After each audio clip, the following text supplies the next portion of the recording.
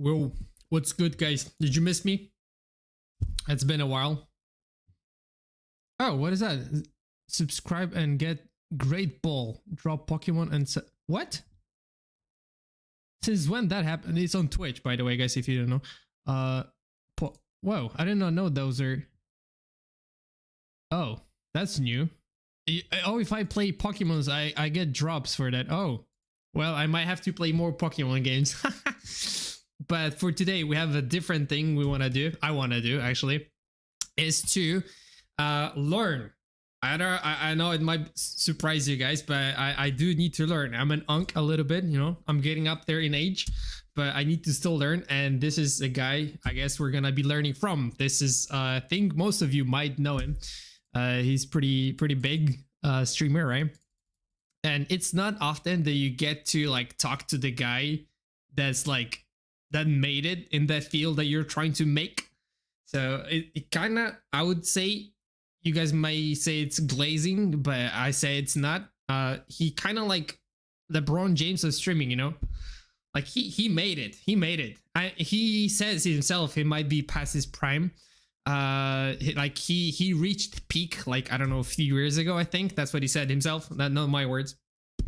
But he does have few videos about how to be a good streamer, and maybe you and I can learn something together from him. If you don't want to be a streamer, I think there might be some insight into what being a streamer is like. So if this is something you're interested in, maybe you've been considering becoming a streamer or you were looking like into it, then I guess this would be it. This is like the video, the guy to talk to about. He's very articulate as well. That's what I'm. He is an English major. I'm not an English major at all, but he's very articulate and he makes his point across very coherently. Yeah, that's the word I was looking for.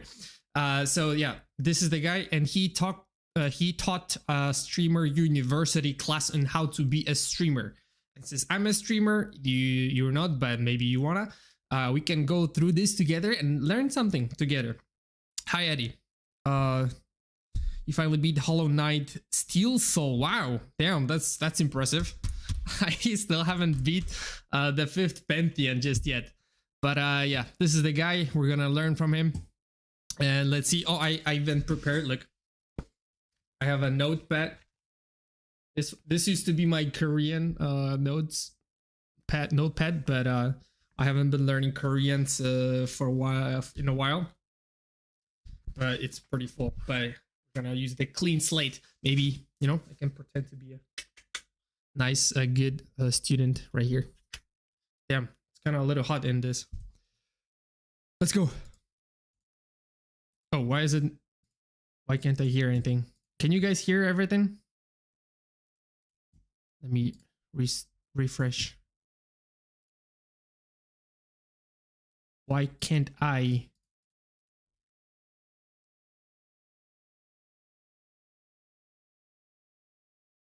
Can you guys hear me, by the way? Why can't I hear shit? I should have checked before starting. I can't hear anything. What the hell?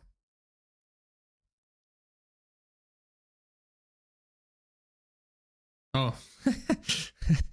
Okay, there we go. Now I should hear. Yeah, there we go. Let's go. Oh, can you hear? Let me turn up maybe a little bit. No, not mic. Audio. 1, 2, 3. Is this audio good? Would you want to be a streamer? Let me know. If you want to be a streamer or a YouTuber, type 1 in the chat.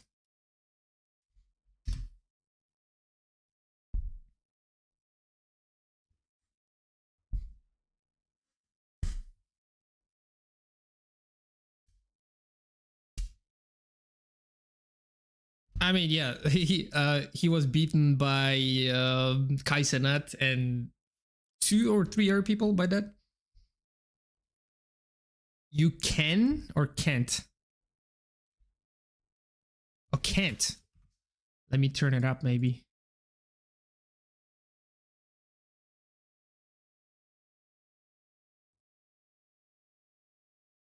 How about now? Is it better?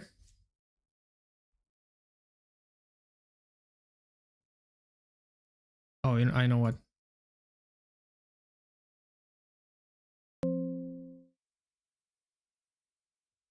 Here we go. Now we're gonna be able to hear. I haven't streamed in 2 weeks. That might be the reason. But let's go. A recent survey shows that the most sought after right? Okay. job for Gen Z is to become a YouTuber or streamer. And although the world would be a better place if more people wanted to become electricians, nurses, or teachers, I know a little bit about what it takes to become a streamer. See, I've been one for the last 10 years. And in that time, I became Streamer of the Year, Content Creator of the Year, and had the most subs anyone has ever had. I've also fallen off in that time. But 31 years old now, I know exactly what you need to do. Bro is on Quint. When was he born? Also fallen off in that time. But 31 years old. July 6th. Oh, he had birthday last month. Oh, okay. He turned 31. He's a little bit older than me. I'm gonna say that. He's not that much older than me. Like I'm getting up in age as well, but I'm a little younger. I'm not 30. Now, I'm less than 30. I know exactly what you need to do if you want to become as successful or even more successful than I've ever been. In this video, I got a few tricks for you, tips, things that if you follow, there's a chance you'll succeed. I can't guarantee it because it comes down to your ability to connect with others, but I was the Professor of the Year at Streamer U and taught 4 different classes that I've condensed into one video.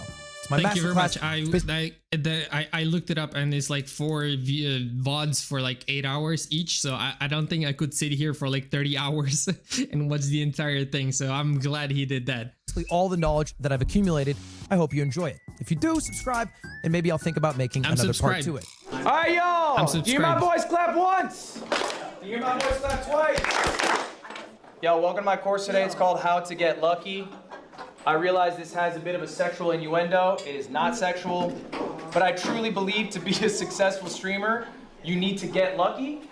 I think every streamer has had a moment they can refer to where they got lucky, but it's about capitalizing on that luck, being prepared. I think I think the best quote I've heard on that: being lucky is being being lucky is when opportunity meets preparation. I think that's the best quote I've heard about being lucky. When that luck strikes, all right? Oh. So here it is. Right, this is my first question I had for y'all. Did anyone have a thought on it? Please. Does believing you will be successful guarantee success?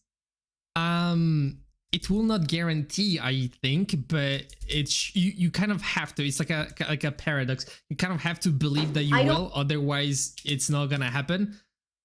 But it's not gonna guarantee. Like it's not gonna be 100%. You just believe and that's it. You know, you've still got to put in the work, and as he said, you gotta be prepared for the occasion when the occasion strikes. I don't think it's like a grand factor of becoming successful, but I do think in order to be successful, you have to have that mindset of like, oh, I want to be successful, and that's the drive. As long as you have your eyes on the goal, your drive is unstoppable. Marlon? Well, I do think that's the first step to being successful, you know what I'm saying? But then on top of that, I think, you know, hard work, discipline, all this stuff, if you don't have that, I don't think you'll be successful at all. You know? Yeah, I think you guys are nailing it on the head. I don't think we got to go more because it is absolutely true that belief alone is not enough. All right? What you need is belief, but you also need all those other factors. The most important thing I want you to take away from this class is that you need to be delusional. Be delulu. I think another great video on that was made by Vsauce about being lucky. Like he says, it's incredibly difficult for a person to become an astronaut. Like the odds are stacked against you. It's like 0 point something percent. Like it's so crazy difficult. But you kind of put in the work, and not the work itself is not enough. You still have to be lucky to be selected, but it's not just the work, it is also luck. Like you kind of have to be delusional into thinking that you're lucky, kind of like manifesting, kind of like, I don't know if that works all the time, but you have to manifest basically. All right. And be delusional.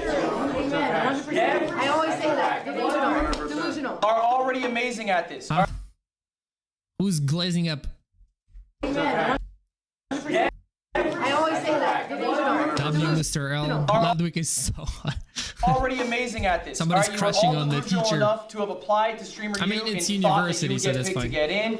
You are all delusional enough to be hitting the go live button, which is in it of itself an act of ego, right? People should be watching me. Okay, not this is not my quality of stream going down. This is. other people. So you're a little delusional in that sense. It is a perfect thing if you're going to be a successful streamer. You have to be delusional. It's not a teachable skill.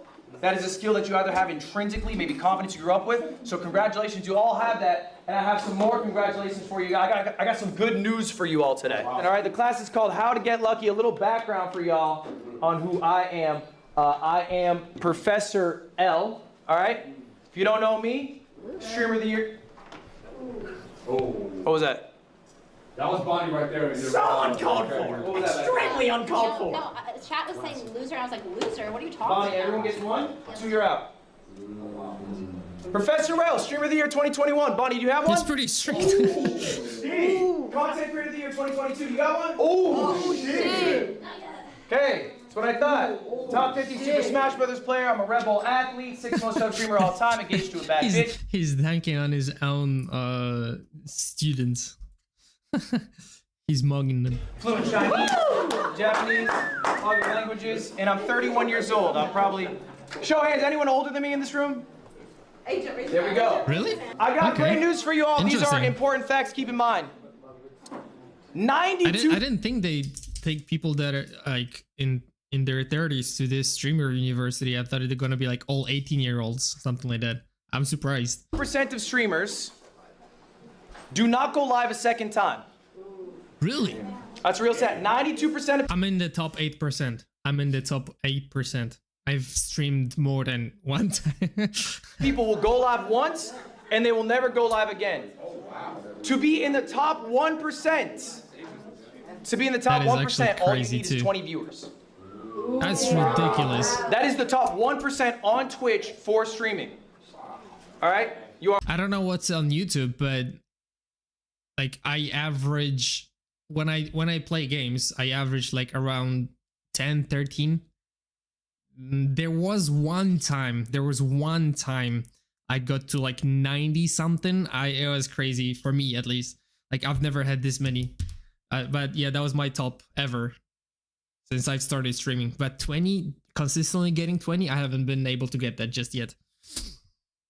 But 90, yeah, it was when I played the Pantheons. I think I was playing Pantheon 3 and not Silksong. What am I saying? Hollow Knight, Pantheon 3 or 4. That was my top ever. But 20? already in the top 1%. To be 1%. And of the 1 million students who have applied, you guys made it in. Round of applause for yourselves. There's 1 million people that applied? I mean, just I by didn't show of apply, hands, but who's in the top 1% on Twitch? All of it. there would be no way I would have gotten All in. right, that's pretty good. So we're doing well. All right, everyone, do me a favor, check under your chairs. Check under your chairs, everyone. Everybody check under your chairs right now. All right, okay, who got a star? Me! I got $10. I got a star. All right. No star. Do me a favor, what color star you got? Silver. Okay, silver, white. Glitter. Does anyone have a gold star? Anyone have a gold star? I Oh, we got our gold star! So that was to visualize how many people would actually Okay. make it. Hold up. Let me explain what the stars mean, everyone. Let me explain what the stars mean. What was your name again, please? Malik. You win our gold star. Are you live right now? Guess what you win for the gold star? 50 gifted. Do I get to your game? I will be rating you today. Oh, that's very nice. I think he usually gets around 10,000 people, 5 to 10,000 people when he goes live with whatever he does. That's like what you can make a full-time as a full-time creator. You can make a pretty constant income with like even few hundred. So that's a lot. Guys, I mean, saying that if you're streaming like full-time, you know, like some 100 something plus hours. what did Malik do to earn that gold star? Got lucky. Got lucky. Yeah, you gotta get lucky. Raise your hand if you got a white star. I got a white star. I got bad news for you. All right, you guys, and this is a real stat, you guys are going to leave Streamer U less successful than you came in. Oh. I need you guys to I kind of want to check in on some of them, like how many had before Streamer University and how many viewers they had before and after. listen to these stats I'm about to tell you. They're very important. Most of you guys are going to fail. Most of you in this room actively are going to fail as streamers. Why? I did the math on last year's Streamer 2025 invites. Here's the... Wait, okay, so the dots are... Wow. Wow. So this is, I think every dot means a person with how many like average viewers they had.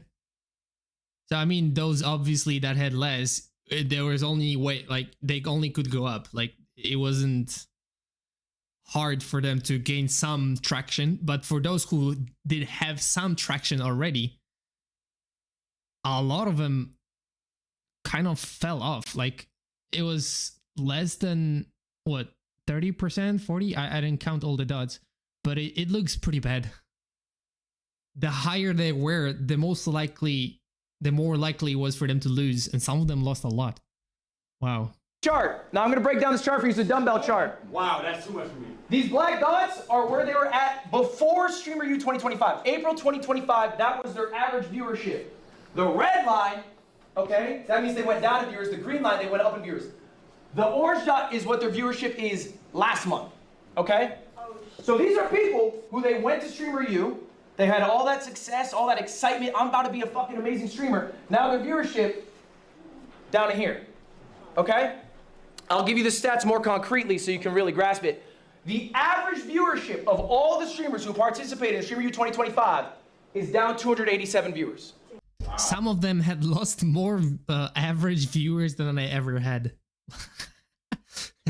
That's crazy. They have lost viewers year What over did they year. do? Like they just Now, stopped obviously, that's streaming outweighed by consistently or people's something? larger I don't... streams. Okay, they have much more of an impact.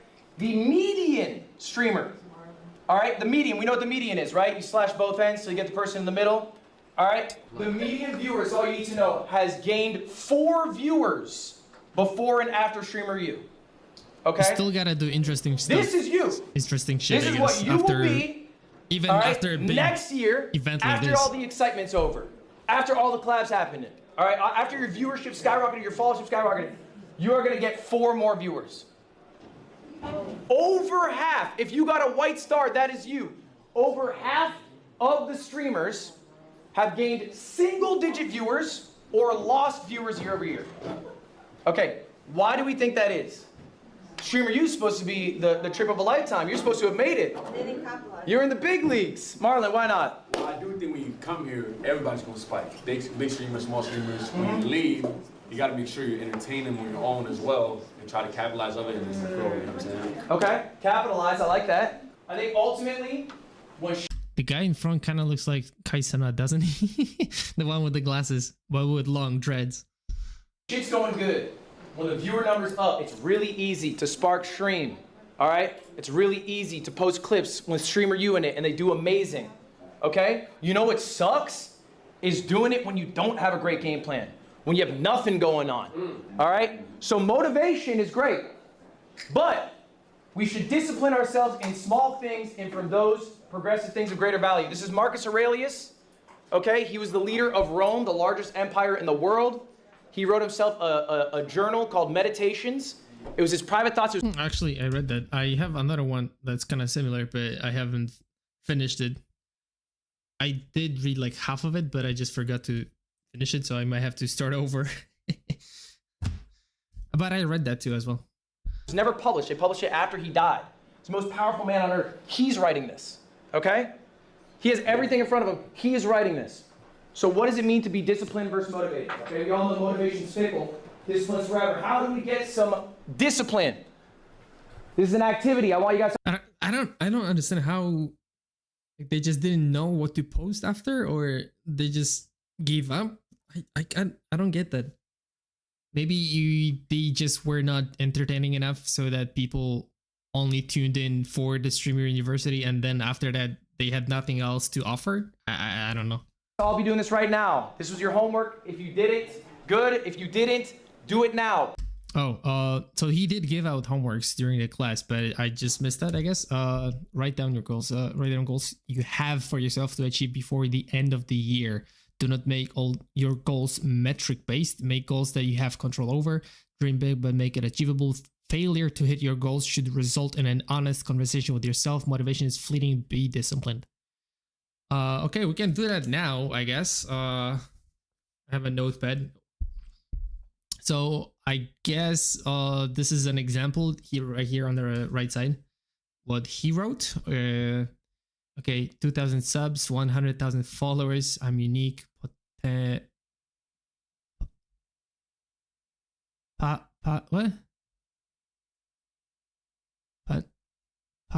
P-U-A-C-T. Punctual? Is that punctual? And full time. Okay. Yeah, I can write it down here, right in front of you guys. I have a notepad, but I could write on notes. Well, I'm gonna actually write it down. Okay, number 1. Let's think about it. He has 5 things he wrote down. I don't think I can do like sub. So we have what? It's August. We have 4 more months until the end of the year. Let's see. I'm gonna write it down maybe more YouTube based rather than Twitch based, because I'm more active on YouTube than on Twitch. He didn't say nothing with the numbers.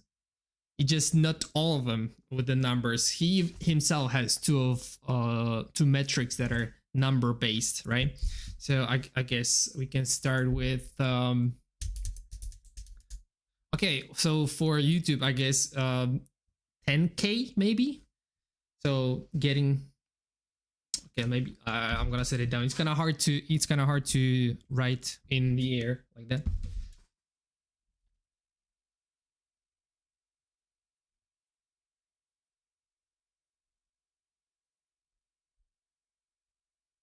Okay, that's my first one down.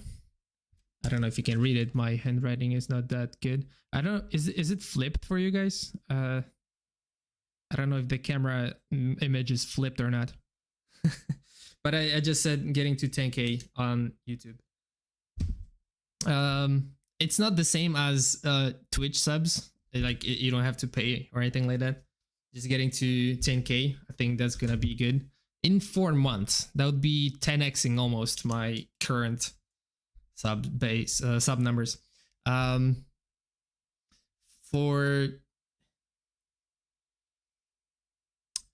don't think I can do it full time, even at the end of the year, even if I had gotten lucky. But that's not achievable, I think, in that time frame. Just getting consistent 1/5.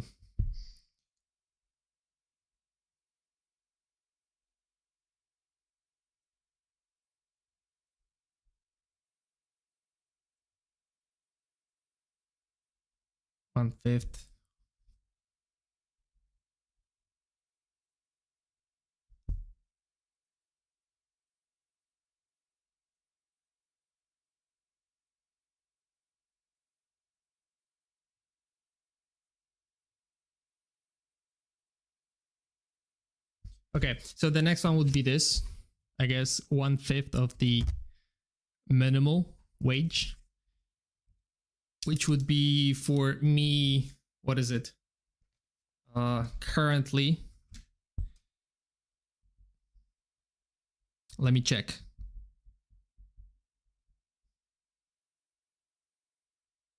So currently it's 4,806 per month. So 1/5. Well, let's round it to like 900, 800, 900, 1,000. So anything between 800 and 1,000, that would be great. basically. 800 to 1,000. That'd be great. Because I'm gonna show you exactly my lifetime on YouTube. So where's my YouTube? My studio. So there's nothing I really have to hide, I guess. But my lifetime.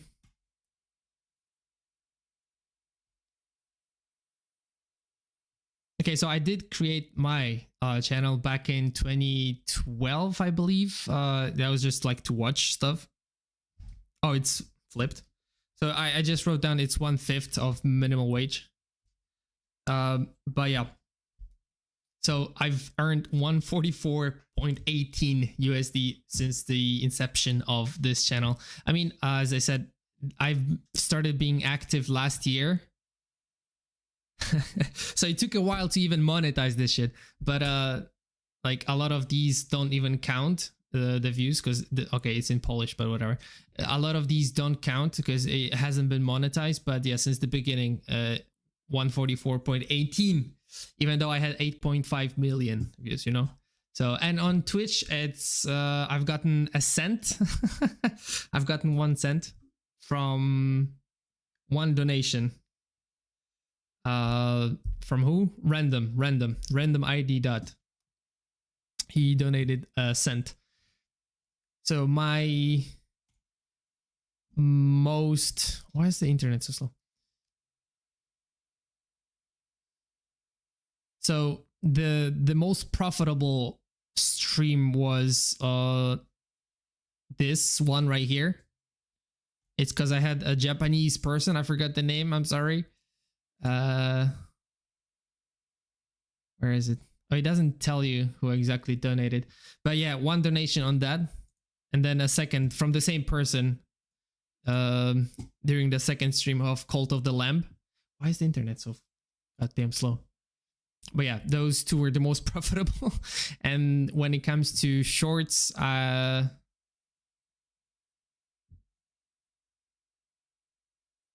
damn it. I think the stream is eating up too much bandwidth. Bear with me for a second. I've gotten $37 from this right here. This is the Silksong Path, no, not Path of Pain, you know, the platforming, right? Have I ever gotten yes, I did. Yeah. On those two streams I just showed you. On those two streams. Those are two donos from the same person during both streams. Video giving away yak. I'm not Mr. Beast. A typical yak is what, like, I don't know, $1 million? Bro, I'm not Mr. Beast.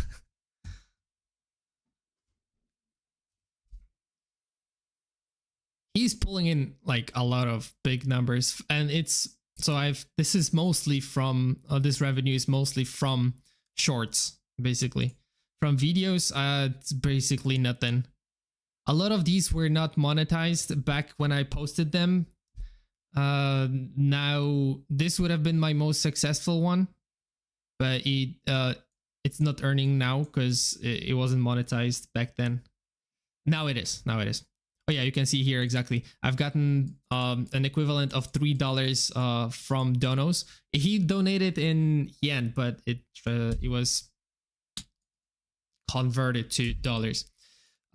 So for videos, shorts, it's 15. No, sorry. From videos, long form videos, and then from shorts, it's 125. It's easiest to make shorts, but you earn the most from videos, but it's kind of harder for people to make people click on them. You know what I mean? But yeah, so those are my stats. And on Twitch, as I said, I've gotten a donation of one, you know, those, I don't know what they're called. I forgot. Diamonds? No, bits. Oh yeah, I've gotten a 1 bit on Twitch from ID dot. That's it. I've got nothing else. On on other platforms, I do also have some views, but they're not monetizable at least now. Like on Instagram and TikTok and Facebook. I mean, Facebook is monetizable, but I haven't hit the goals just yet there. But on Twitch, on Instagram, I did get quite a lot, and yeah, even more than on YouTube. But it's not monetizable, so who cares? Nobody cares about that. So yeah, let's continue. Oh, goals. I forgot about that. Motivation is fleeting. Be disciplined.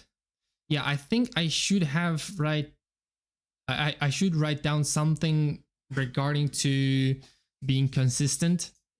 That's the thing I have been struggling, I guess, a little bit. Being consistent. It's just like stuff pops up and I just either can't or have to postpone or choose something else over streaming. But I can write down streaming at least 3 times a week. Try to go for 4, average of 4.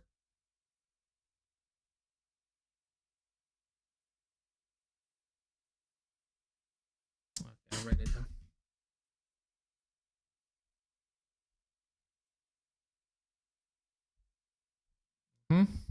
So that's another goal I need to kind of fulfill.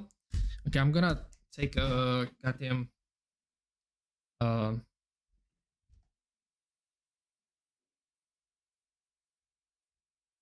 don't know, it's kind of getting hot. I need this.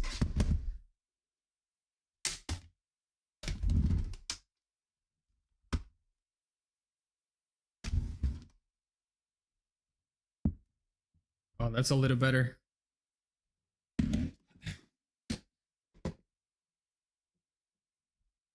Oh, that's so much better. So that's 3 goals written down already. Right there. He did write down punctual, but it's like I can't really predict. I mean, I try to be punctual as well, I guess. 8 p.m. Few minutes back and forth. Start later, start earlier. Not usually early, but later. I'm around there, you know, around 8 p.m. usually, because I don't have time earlier. He wrote down full time, but yeah, as I said, I'm not gonna be able to do it. There's no way, just yet at least. Oh yeah, I know. So I've noticed that algorithm really cares about consistency, and I've struggled with that as well in posting, you know, like shorts and long form. But it's hard to put up something that I'm fine with, you know. I still need to, like, for example, I'm gonna work on this Pokemon video that I have in the works, because I finished the whole challenge of doing the Nuzlocke, but I still need to write down the entire script. I started writing it down, but I still need to finish it, and then like getting all the clips that I want to put in the video, that's gonna take forever. I just need to find some, like, a better solution into like how to funnel that and make it faster.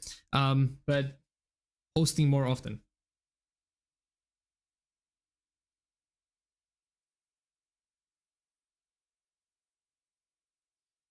Okay, so I have that. I don't want to do like IRL, but being able to do the type of games I want to do would be nice, because I noticed some streamers would be stuck playing the same thing till the end of their career. I wouldn't want to do that. I would want to have something like that I'm good at, but I wouldn't want to be stuck for the end of the rest of the career playing the same thing over and over. So I can maybe write down, find a game that's replayable and something that I enjoy, that I could maybe potentially do that for the rest of the career. But I don't have something like that just yet.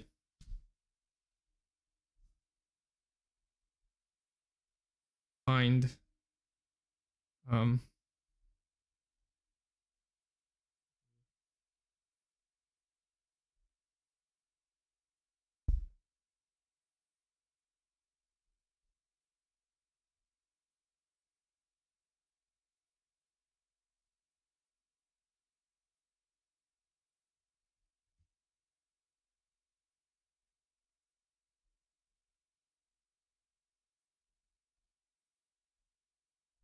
Okay, I think those will be fine for now. I don't know what else I could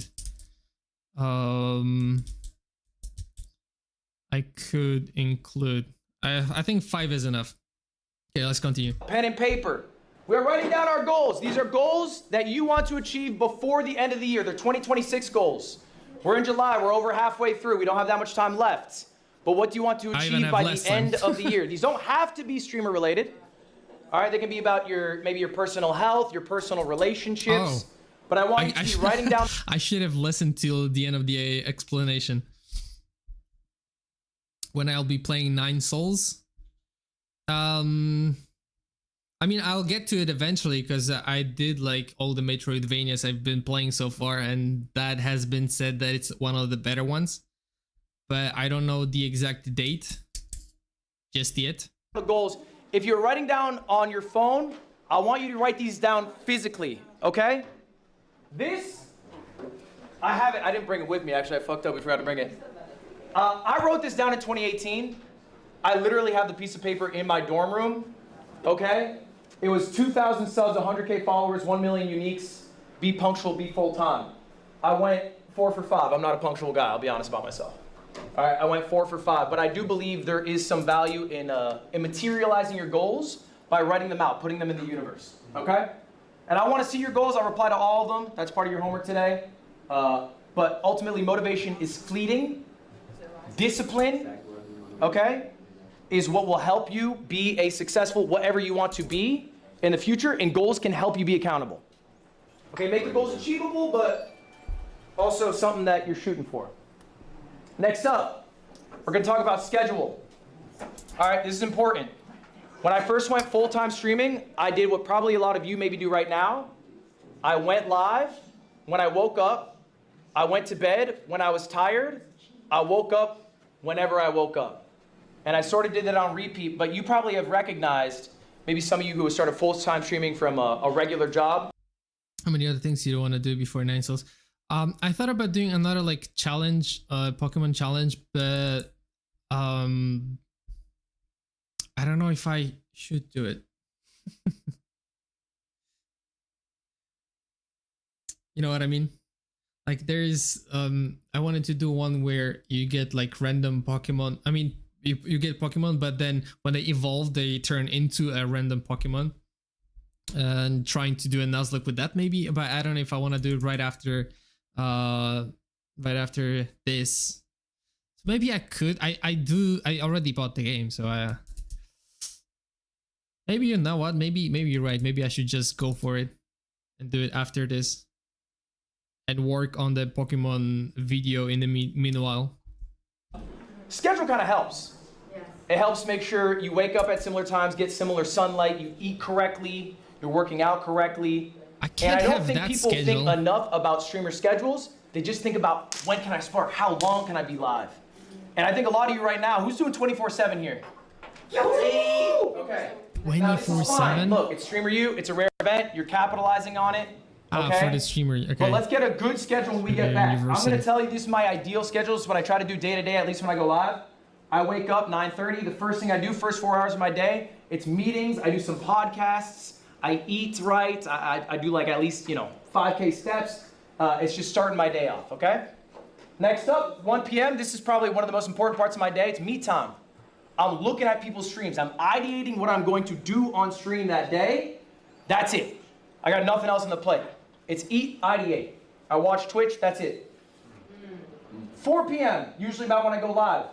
I don't go live for more than 4 to 6 hours. And we're going to talk about that in a little bit why that's I think a good amount of time for you guys to go live for. But I'll do whatever segments I had come up with in my ideation process and then decompress, hang out with my fiance, eat dinner, chill, and then I try to hit a similar bedtime every day. So This is gonna be another. I can't have that schedule. Like I have other shit to do. Like I can't do that. Homework assignment for y'all. This one you guys don't need to show to me, but I want you to create an ideal schedule for yourselves for when you guys get back from Streamer U. What is the life you want to lead? Okay, write it down for yourself. You can make your life really easy if you just follow the script that you give yourself. I mean, honestly, if I do like full time, then this would be the schedule that I kind of would want to do. Like follow like something similar. That seems like a solid schedule, but I can't have that schedule just yet. I don't want to be a streamer, but you don't want to be an editor for a YouTuber or something like that. I mean, that would kind of work the same, you know, like you could also do this, but instead of the goal being like a full-time streamer, then you could do it for becoming an editor. You know what I mean? Like it's almost, okay, it wouldn't be almost the same because you wouldn't have to think about like the idea for a video. You wouldn't have to actually do the stream. But you could substitute that, I guess, for I don't know what editors should be doing. Like instead of the 4 to 6 hour stream, you could do like 4 to 6 hour of like the actual work, like actually editing. Another important thing: take days off. I think a lot of you guys don't want to take days off. I think a lot of you guys feel this pull to keep going. You are human. You are fallible. Give yourself the best opportunity to succeed in 5 years. People underestimate what they can do in 5 years. They overestimate what they can do in 1 year, okay? Wait, So they underestimate what they can Again. Give yourself the best opportunity to succeed in 5 years. People underestimate what they can do in 5 years. Underestimate what they can do in 5? They overestimate what Overestimate. they can do in 1 year, okay? Overestimate what we can do in 1 year, but underestimate what we can do in 5. So just like have a proper timeline for things you want to achieve. Okay? So if you give yourself a little rest, you'll be a lot more successful in the long term. Are you trying to be a streamer for a year and burn out and then be like, oh, I can't deal with content creation? Or are you trying to do it, I'm on year 8, okay? Yeah. And you never seen a tweet out of me going, oh man, I'm so fucking tired doing this. Because I take time off. I go to Dodgers games, I hang out with my fiance, I do whatever. But I think time... I mean, yeah, I did have like some thoughts about like, oh, do I actually want to be doing this? I still haven't gotten anywhere with it. It's just, I don't know. It's kind of tough. Off is important. Think about that. That shit actually matters. It will help you in the long run. It will also help you be a more well-rounded individual. People who stream every day, they become rotted individuals. All right? I think experiencing life makes you a better streamer, makes you a more well-rounded person. Okay, let's see. Who streams streamers that stream every day?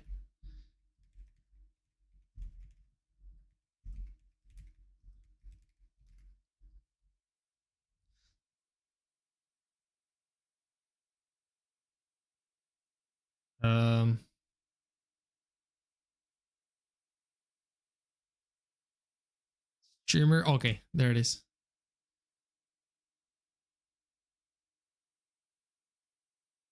No, I'm asking who.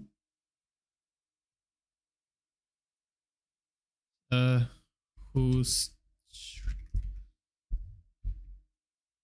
every day on streams on every day on Twitch.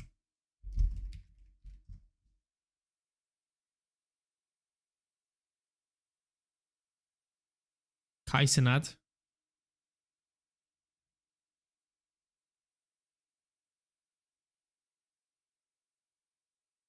No. I'm asking who exactly. Who are the most frequent victims of malaria? No, frequent streamers. Speed, you think? Not top followed. Oh, Sina. Over 577 hours streamed recently. Wow, that's like twice as many as like for, let's say, I don't know, LV and D Mark. FPS Shaka 270. Sina. How? Huh? 577 hours is...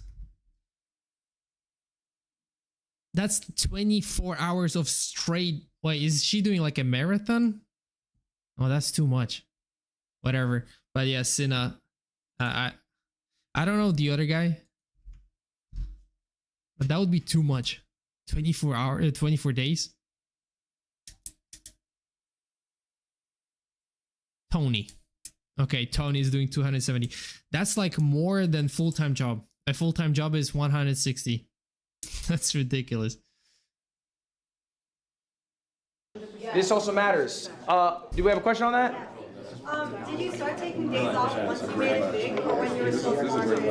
All right, guys, hold up. That's a good question. Did I take days off when I was making it big? Okay, look, it's true that when the number's going up, it is really exciting to ride that wave and do as much as you can to keep it going. It's like what you guys are doing currently with Streamer University. I gotta go live every day. Okay, that's fine. I think it's okay for short periods of time to do that, but make it a short period of time. Recognize, hey, I'm catching this wave. I'm gonna take some time for myself after, all right, to catch up on the life that I haven't been leading because I've been so focused on work. It's really easy for streamers to fall.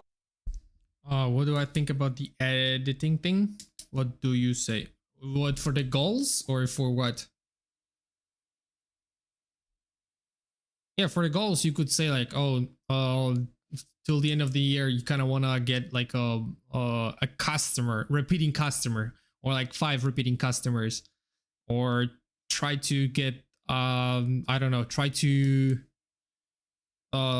do a course on how to use DaVinci Resolve. You know, that's one of the editing softwares, how to use Premiere Pro, and let that be a goal, I guess, of finishing a course on how to properly use that software, you know, or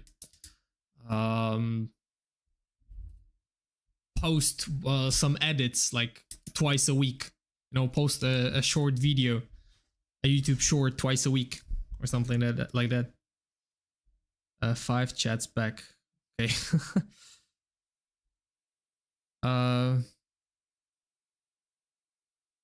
Could I like edit some shorts and vid from my stream? You know what? I was thinking about doing like a little contest for all of you guys to see to let you guys do some clips from the stream, and then whoever like does the biggest numbers or like the coolest or something, I will have to think about the criteria, but then you like post it, and then we could do like a little contest.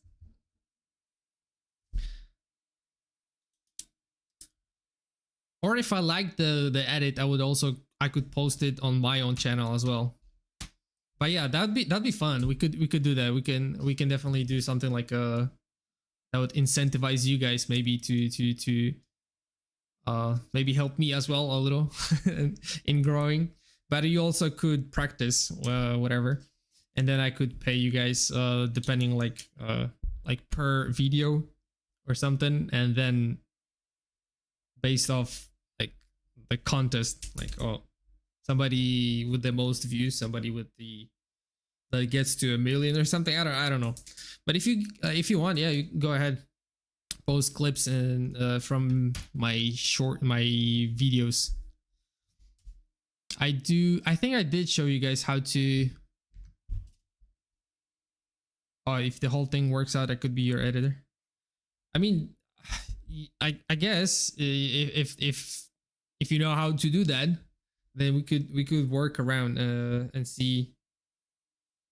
I haven't hired anybody just yet because as I just showed you, I've made what, $144 since the beginning of this channel. So that's not livable wage. It's just like pocket money, I guess. Like I can't really pay people off of that, you know, for now. But I could do like a contest or something. I don't think I can currently hire a full-time editor because I just am not at that level just yet. Hopefully, maybe I will eventually. but just yet, you know, just not something I could maybe afford. I mean, I could put in my own money, like the one I earn from my day job, but I don't know if I want to do that.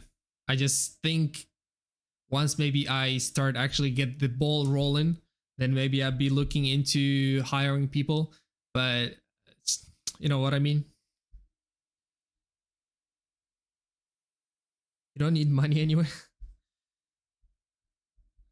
I guess we could work out like a, what is it? I don't know the word in English. Like based off the percentage of we can talk about it on Discord, I guess, later. But for now, I wouldn't want to hire like a full-time editor or even a part-time, because I still have to do everything myself. On the trap, you know the trope of like the working husband, barely knows his wife, barely knows his kids, works every day? Streamers do that to themselves all the time. So many streamers have amazing relationships online. Offline, they barely talk to the people they stream with. They have no personality. They give everything to their creation, and then they're a husk of themselves. In 10 years, you will not be hearing about them. I promise you that. Yeah. All right. Who's your goat? Who's your goat? There's another homework assignment. Oh, that's I need the you Japanese. I think I even seen him recently on a clip. Find the Japanese baseball guy. To be writing down who your streaming goats are. Now, for this specifically, all right, it is important for you to study what you are passionate about. Okay? You cannot be a streamer if you do not watch streams. It just doesn't work. You're just not, you don't actually care about the medium. Maybe you just like the idea of being big and successful. Maybe you like the idea of being rich. You'll just never be successful if those are your reasons. You have to truly love streaming to be a big streamer. All right? So what does it mean when I say who's your GOAT? I need you to find streamers in the niche you are in. Okay? If you are doing sports, don't put down, you know, Jeffree Star as your GOAT or whatever. Try to make it somebody who's in the same sphere as you. All right? So for example, look, everyone knows Anthony Edwards? All right, Anthony Edwards often says he's inspired by KD. KD, talk to him in an interview, he says he's inspired by Kobe. Kobe obviously inspired by Michael Jordan. Most of you probably don't know who David Thompson is. Okay, that's the domino piece that started it all. He inspired Michael Jordan to be the player he is. We stand on the shoulders of giants, respect these giants, study. I guess, but so for me, streams are something more of a newer medium. I guess I would have to go for like PewDiePie, but he wasn't a streamer initially. It kind of, he was a YouTuber first. He did some streams, but I guess for me that would be the GOAT. I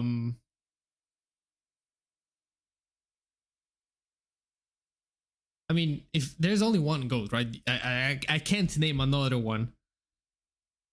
But for Twitch,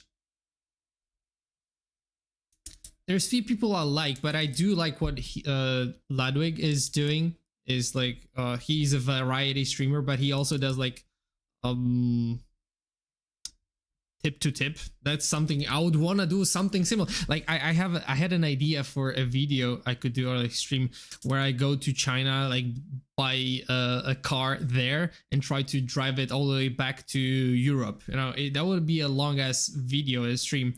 But that would be fun, I think, if I could do like some challenges along the way back to Europe, kind of like Top Gear or what's the American one? Forgot. But yeah, that's something fun. Or I don't know, walk the Great Wall or something like that. You know, some travel content would be fun as well. I do have I have an SD card in this. On this camera right here with content I shot in Italy when I went skiing, when I was dressed up as Mario trying different pizzas, but trying to find the best pizza in Italy. But it broke. The SD card on this thing broke and I kind of lost the footage. Unfortunately. Your goats, I'm gonna give you a few examples of people who I like right now.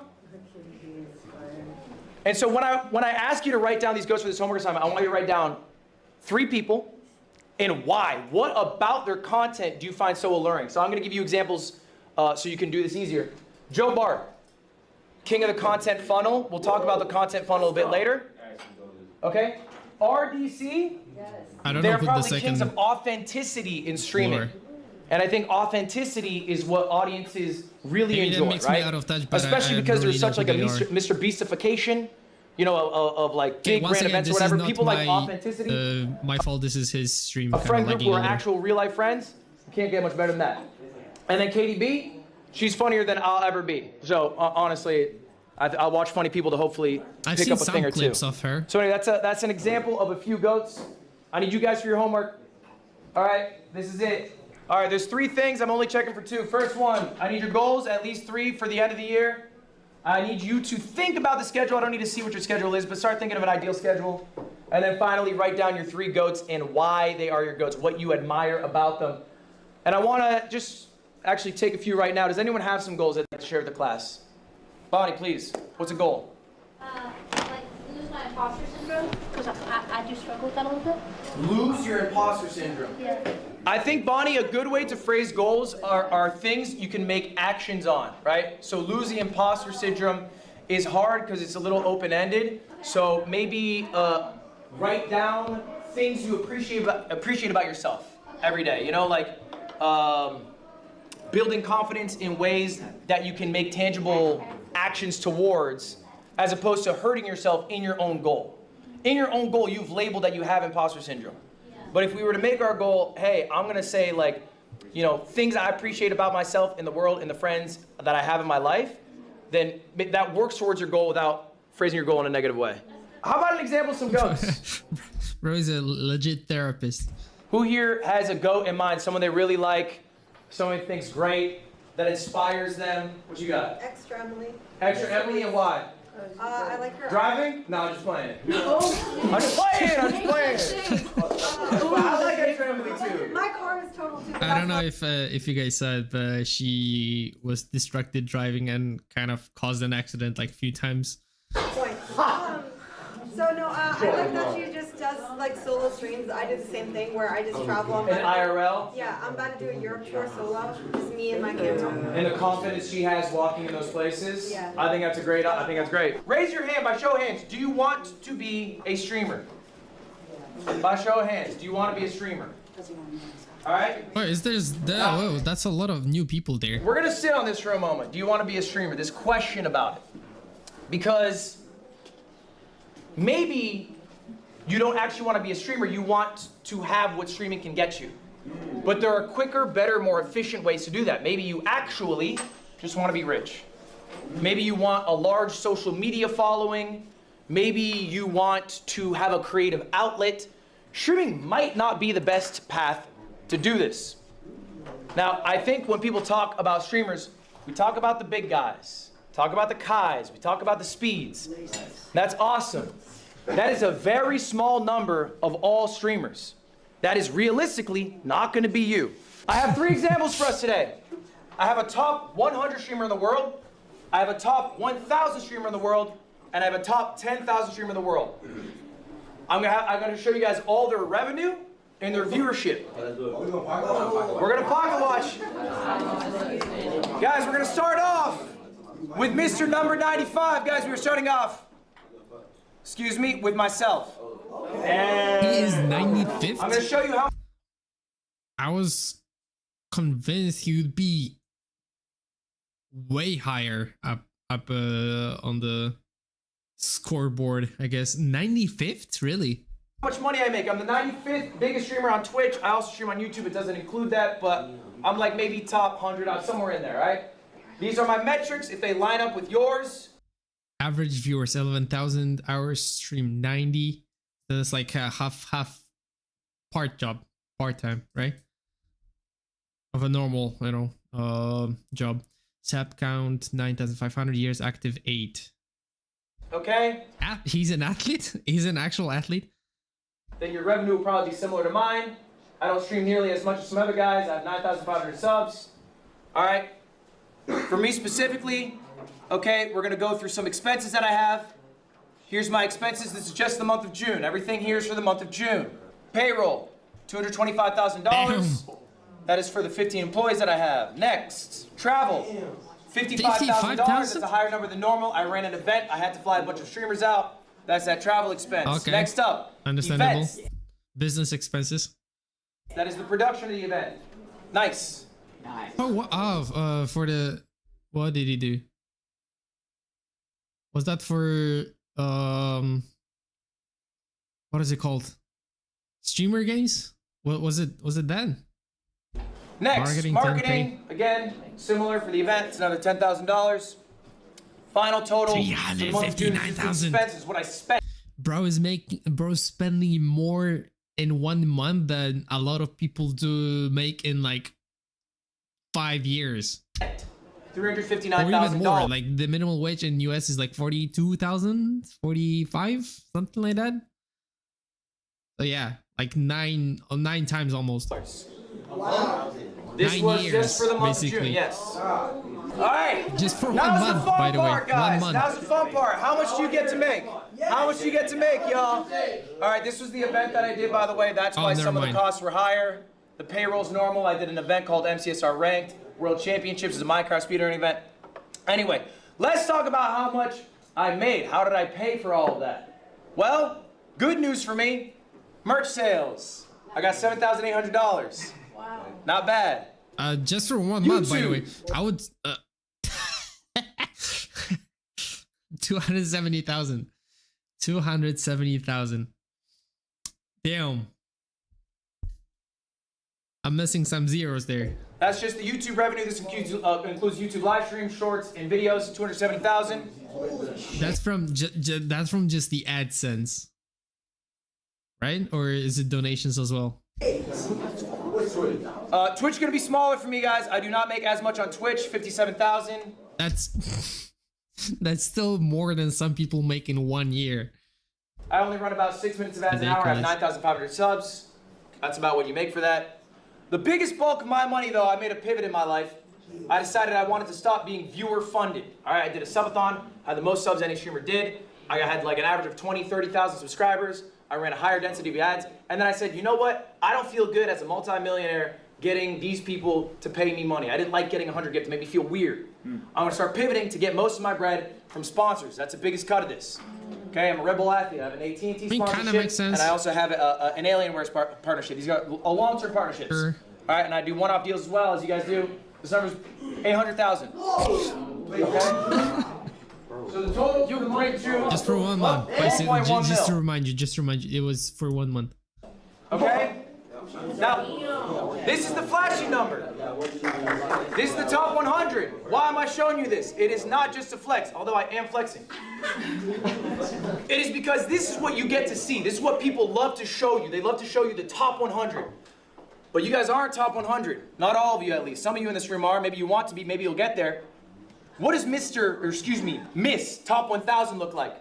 I'm keeping this person anonymous. These stats are real, though. This person is a gamer. They average 1,200 viewers. All right? They stream 130 hours. Their sub count is 1,600. And if you go to Twitch Tracker, you guys can all do this later, by the way. TwitchTracker.com. Look up your Twitch channel name. They will tell you what number you are. If your number is lower, they might tell you what percentile you are in. Okay, top 0.5%, top 0.4%, whatever. Yeah, I'm not doing that for Twitch because my Twitch sucks. It's way worse than YouTube. Anyway, this is a real person who is in the top 1,000. They're not exactly 1,000, but they're close to it. Right. This is all of their viewership. All right, how much do they make? How much does a top 1,000 streamer get? Sponsorships, $0. Really? I asked them why. They said they think their agency's ass. They haven't had a deal. Okay. It's a much different number. YouTube, 150. 150? Only 150. They're not posting really long-form videos. They're mostly doing shorts. There's not a lot of revenue coming from the YouTube. They're more of a streamer. That's like, what, 2 million views on shorts? Around like something like that. Than a creator with multiple verticals. All right? Twitch, 10,000. Okay. That's a good amount. That's very respectable. Here in Poland, that's a little bit less than a minimum wage, but that's just 1 month. Let's just remind you guys that. A lot of money. That's just in June. I'm making 10,000 as well. All right? And if we go back to the hours a week, that was your question. They stream 130 hours. 130 hours. A week or month? For the month, this is all the month of June. So in total, this top 1,000 streamer made $10,250. That's a good amount of money, right? Maybe she should lean a little bit more into YouTube. That's not bad. All right. Well, let's go one further. Let's go to top 10,000. Mr. 10,000. This streamer is a variety streamer. It's a real person. So, oh, he's even more online than the previous two. He has twice as many hours in a month than Ludwig. Oh wait, no, that's average viewers. Average 3 times. So wow. It's real stats. And it's they 6 years 150 active. Viewers. Maybe some of you in this room average a similar amount. They streamed 180 hours, the most of me or top 1,000. That's their sub count. That's how many years they've been doing it. All right, let's check the revenue for June. Sponsorship, 700. Okay. They actually made some effort to get a deal. That makes sense. Okay. They've been doing it 6 years. They have better relationships to get sponsors. So that Mrs. 1000 kind of doesn't want to get sponsorship. Like the the 10,000 has been able to get $700 from a sponsor. YouTube, interesting. $0. They have no YouTube presence at all. That's not good, man. Twitch, $3,000. Grand total, $3,700. All right. I mean, that's not bad, especially like if I were earning that in Poland, in dollars, of course. I mean, that's pretty good. That's really good, actually. That's like what 14, 15k PLN. That's a very good salary right there. Now in Poland, I need you to put this into perspective. That is I should a stop top talking so much. 10,000 streamer in the world. We are only that is not like a small 20% streamer. done with the video. That is a big streamer. How many streamers are there in the world? Anyone have a guess? Someone give me a guess. 5 million. 5 million. Just in the month of June, how many people went live? 5 million. Just on Twitch. Oh, he said the 5 same. million? 5 million. It's not a bad guess, Jason. You're wrong. Oh my God. 6 million. 2 million people. That's on Twitch too, right? On Twitch? And that guy is better than 6.24 million. Top 10,000. And how much is he making? 3,000. 3,000. They're making about 40K a year, right? Roughly 40K a year. And that's top 10,000 in the world. Okay? The numbers aren't wrong. People trick you. They say stream makes a lot of money. It does. Right. For me. But this whole streaming system is rich gets richer. The top makes a fuck ton. When a sponsor wants to do a deal, are they going to small streamers? No. They're trying to hit up iShow Speed, then they go, that's out of our budget. Then they go down the list. They go down the list until eventually they're stuck with me. All right? So I just need you guys to internalize this. I'm going to ask you one more time. Do you want to be a streamer? Are you happy with the lifestyle? Let's say for the rest of your life, you are a streamer who's the 10,000th biggest streamer in the world. That is a successful streamer. You're making 4K a month. All right? Are you happy with that? And fuck no. You're saying fuck no. Okay, but what if that's the reality? They're making more now? I mean, is it only worth it if you're so top could be, 100? Or are you happy doing the act itself? Is what you are actually chasing being rich, being famous? Or do you enjoy streaming so much that regardless of the amount you make, you would love to do it for that amount of income? Is it enough that you are full-time, or do you want to hit these higher pursuits? And is streaming actually the path? To be honest, sometimes it's a little bit hard to just press the start stream button. I do like playing games, and streaming, I guess, it is fun interacting with people when they watch. But it is sometimes hard to press that start the stream. You know what I mean? Should take to do that? That's what I'm asking you. Are you trying to be a streamer in 10 years who's making 5K a month? That's the question, and I don't know the answer. You gotta ask yourselves. There's some people in here who are streaming for the first time at Streamer U. Maybe they're trying out. You don't have to be a streamer, yo. I know it's the buzz, but like, there are a bunch of other paths. You can be a YouTuber. You can just be a short form creator. You can be just a social influencer. You could be a real estate mogul if you want to make money. Like, there's a lot of other paths you can take in life.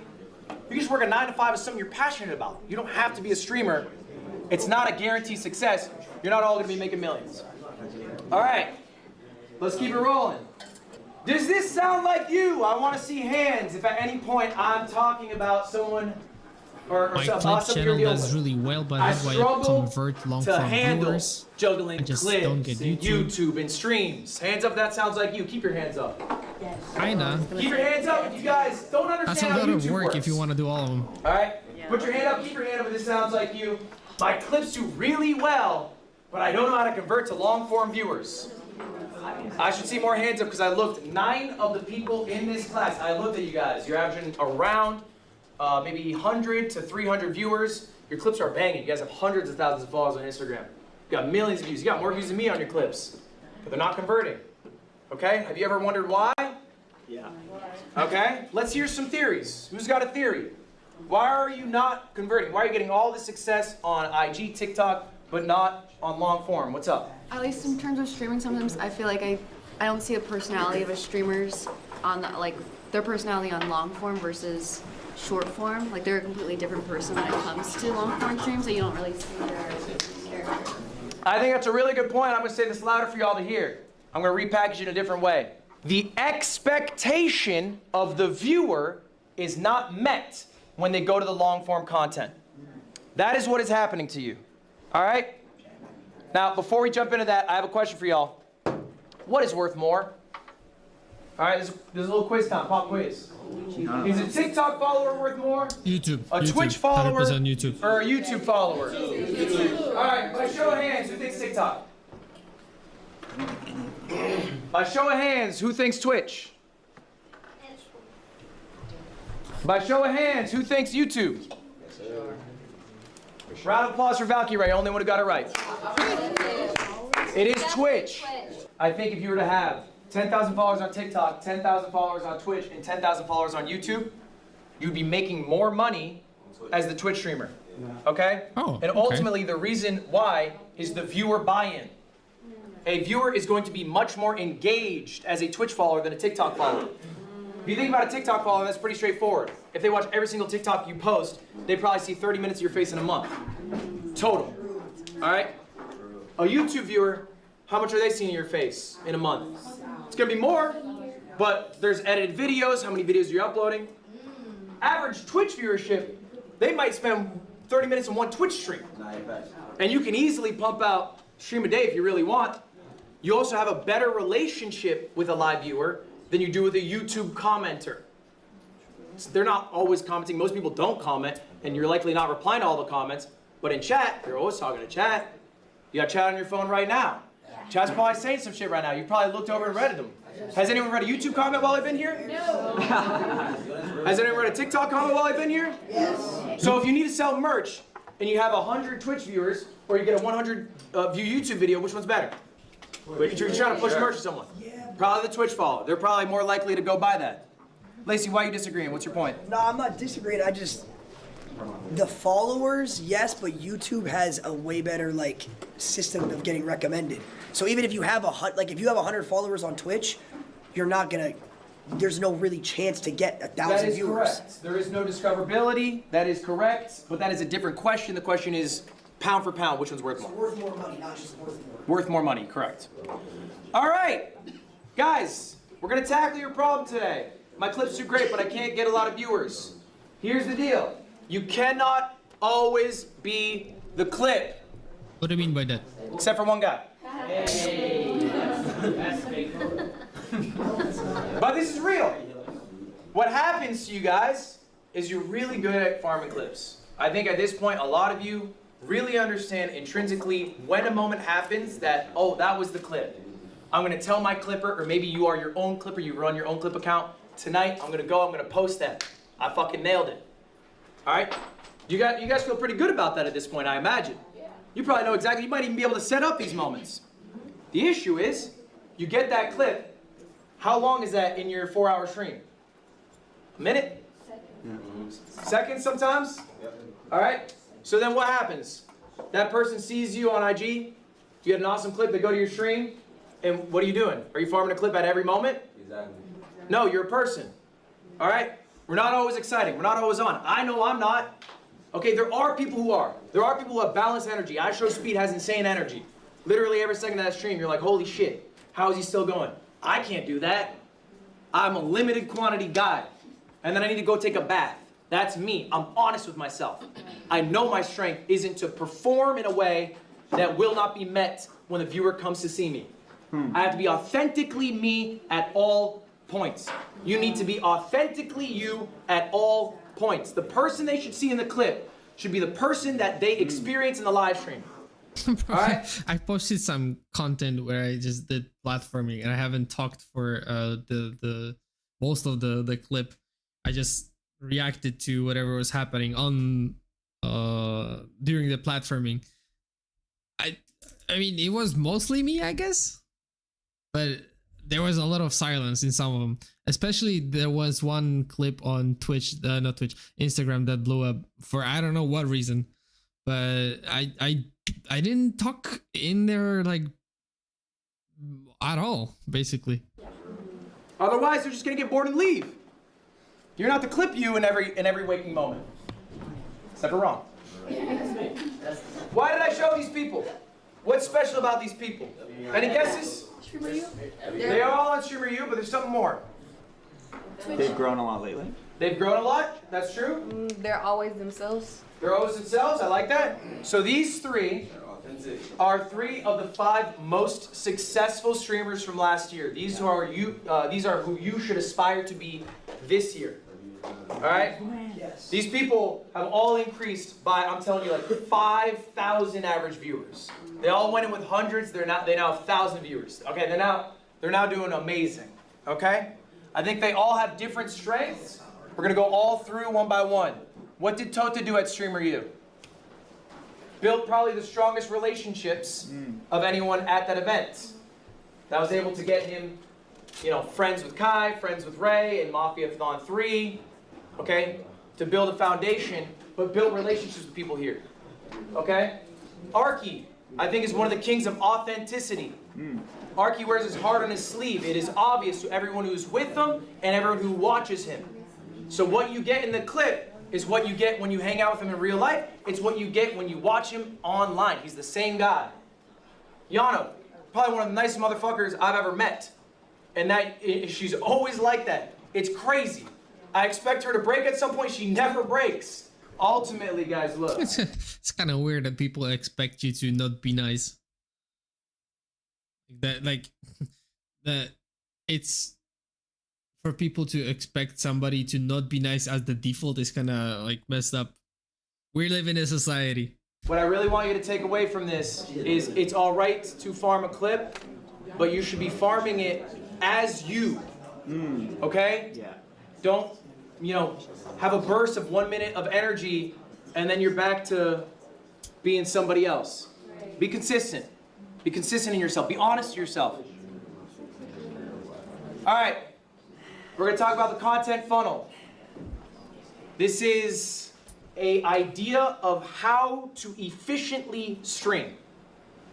Right now, when you guys stream, what are your strengths? Getting a couple clips. Nice. We can do better. I want you to start shifting your paradigm. A stream is now a recording session. Right.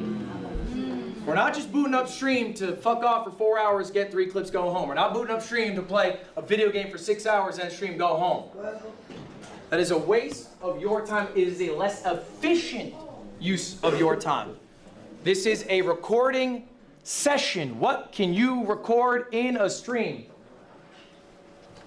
This is an example of one of my streams. This is one of my best streams. Why is it one of my best streams? Did you make 2? You had fun.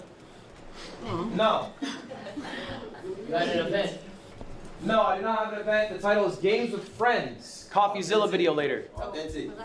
Authentic? No. No, not authentic. Video out of it. I got a video? A good video out of it. Every second. I got multiple videos. From this one stream, it was 6 hours. There's 3 separate VODs. Those are just cut-ups, not edited, of the segments. All right, I came prepared with segments. 3 different edited videos. God Gamer Gauntlet. It's a challenge I do. Oh yeah, I should start doing that too, because I do play mostly like one game and then I just like bug off. But if I had to do like segments, yeah, that's I haven't done that before, because I did do streams where I did multiple things throughout the video, so I didn't think about that actually. to just cut it up. Just paste them separately as VODs. Okay, that's Playing with actually some friends, good tip. and I reacted to a I CoffeeZilla haven't video. thought about before. And then I also had a couple clips out of it. Okay, that's all from one stream. That was 6 hours. I recorded all of that. Just for your information here, I didn't put it in this slide. The streams, they made 5K. It's pretty good. Okay? All of these together, they made 25K. Damn. Okay? 5x. And you're able to get all this out of one stream if you just spend the time to plan out what you are going to do on stream. I think every streamer should be streaming in the sweet pocket of 100, 150. I think that's like the perfect zone, 100 to 150, all right? Some of y'all need to do more. I've looked at your stream hours. Some of you guys aren't doing enough. I think some of you guys aren't sure if you want to be streamers. I think some of you guys are still exploring that. That's fine. But if you want to be a streamer, I think at least 100 is right. I think anything over 150 is a waste of your time. You're just being less efficient. Okay, why? Because you're not getting the value of each of these streams, right? Your 6 hours don't look like this. Your 6 hours, what can you show for? 4 Instagram clips? Okay. How much did that make? Exactly. All right. So we're going to do a little exercise right now. And this is an exercise you guys should be doing every single day. Let me say that again. This is homework today. You should be doing it every single day. I do it every day. I've been doing this 8 years. I think of stream ideas every fucking day. I'm the only guy who thinks of them. Other people have teams. I think that can be a very helpful thing. I'm a little protective over my process. That's just my personal style. On your phones or pen and paper if you prefer. This is an activity. Get them out right now. Break them out, come on. I want you guys to be writing down 3 different stream ideas. Now to make it a little more complicated, we're going to do 3 different tiers. I want you guys to come up with a $1 idea. Free. Something you can do anytime, any point. Okay. A $1,000 idea. Okay, maybe something a little more ambitious, something more planned out, whatever. And then final one, a dream idea, $100,000. Okay, so I have an idea. So for the $1 idea, I could do, I thought about it actually before, trying to maximize the profit off of, not profit, trying to maximize free trial on chess.com, because you know they give you like a week of free trial, and then you can go and review the games. It shows you like the best moves they could have done. It allows you to play with the bots and whatever, so you can do puzzles as many as your heart desires, and that costs nothing for a week. So I had an idea to see how much you could progress in a week off of the free trial versus just playing without the free trial on the limited version, because I've been playing chess for a bit now. Like I started last year. I don't think I had experience playing chess before. I knew how pieces move, basically. That's what that was my experience. That was the end of it. But I've been using my chess.com account for a year now. So I thought about this, playing for a week to see how much I could progress using the free trial. So free trial of chess.com. How much progress? Okay, so that would be the $1 idea, which would be actually $0 idea, unless you count in the, I guess, I don't know, electricity or whatever. That would be actually more than $1,000 idea. $1,000 idea. That's like,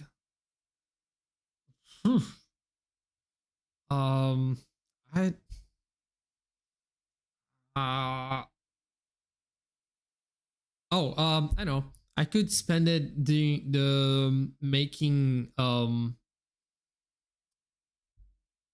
could spend it making a contest for people, like for you guys. Clips content of my edits content. Edits from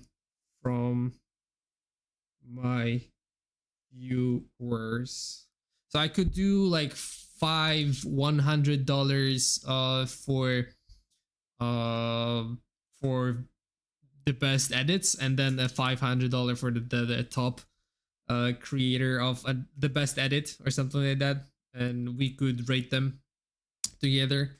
I could spend $1,000 like this, and then $100,000, as I said, one of the travel videos where I could go and like do Top Gear style video where I, let's say, buy a car in China and drive it all the way back to Europe, something like that. That would be fun, I think. 100, 1, 2, 3,000. Buy a car from China and drive it to Europe. Okay, I think that's it. Fabian, hey, where have I been, bro? I've been working. I've been literally also working on my friend's house. I sent a picture on the Discord as a proof. And lots of birthdays of my friends I had to attend, and a 3-day getaway. Yeah, that would be it. But yeah, those are my ideas. As you can, it's flipped for you guys again. I don't know how to flip the camera.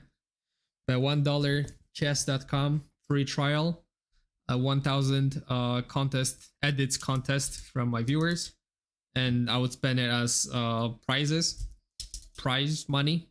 And then $100,000 idea is buying a car in China and then drive it all the way back to Europe. Dream. Doesn't matter. I'll give you guys a few minutes. I want you guys to show you mine in a moment. I'm sure you actually okay, we can skip that because we're waiting now. $100,000 idea. I want to do a boxing event on an island for 7 days. Oh yeah. Boxing. That might be closer to $500,000, but I appreciate the enthusiasm of that idea. Dad, what you got? $100,000 idea. I'm gonna do National Geographic Part 2 in Alaska.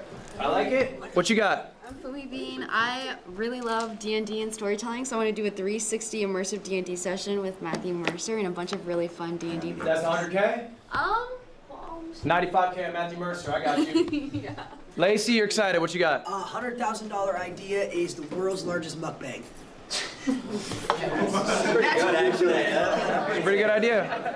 All right, last one. What you got? Casino stream. Can't leave till you double the 100,000. Love that. Love that. That's a good idea. By the way, mukbang, I learned that because I know a little bit of Korean. Mokta is to eat, and then pangso is broadcast. So like eating broadcast, basically. That's mukbang. That's a great idea. All right, guys. These are really good ideas. We still have an hour left of the video. But I want to talk about what makes an idea good. All right? What makes a stream idea good? I'm a little different than you guys. My ideas. I'm older. I've been doing this 8 years. When I stream, I'm thinking about a YouTube video. I'm not thinking about a clip. That's how people do it in modern day. I think we should all be thinking of both. I think you guys are already good at the clip. That's second nature. Let's stop thinking about it. Let's think about the thing that's more sustainable. Holding long-term viewership, making a YouTube video, being authentic. Let's work on those weak points. The clip is second nature. For me, I have to do the opposite. The YouTube video is easy. How do I get a clip? I'm 30-fucking-1. I don't know what to do. That's not all. That's where you're going. It's practice. It takes time. So anyway, I just thought about it. He just talked about having a 6-hour stream and having, what, 3 different VODs, 3 separate videos, and like 4 different clips from it.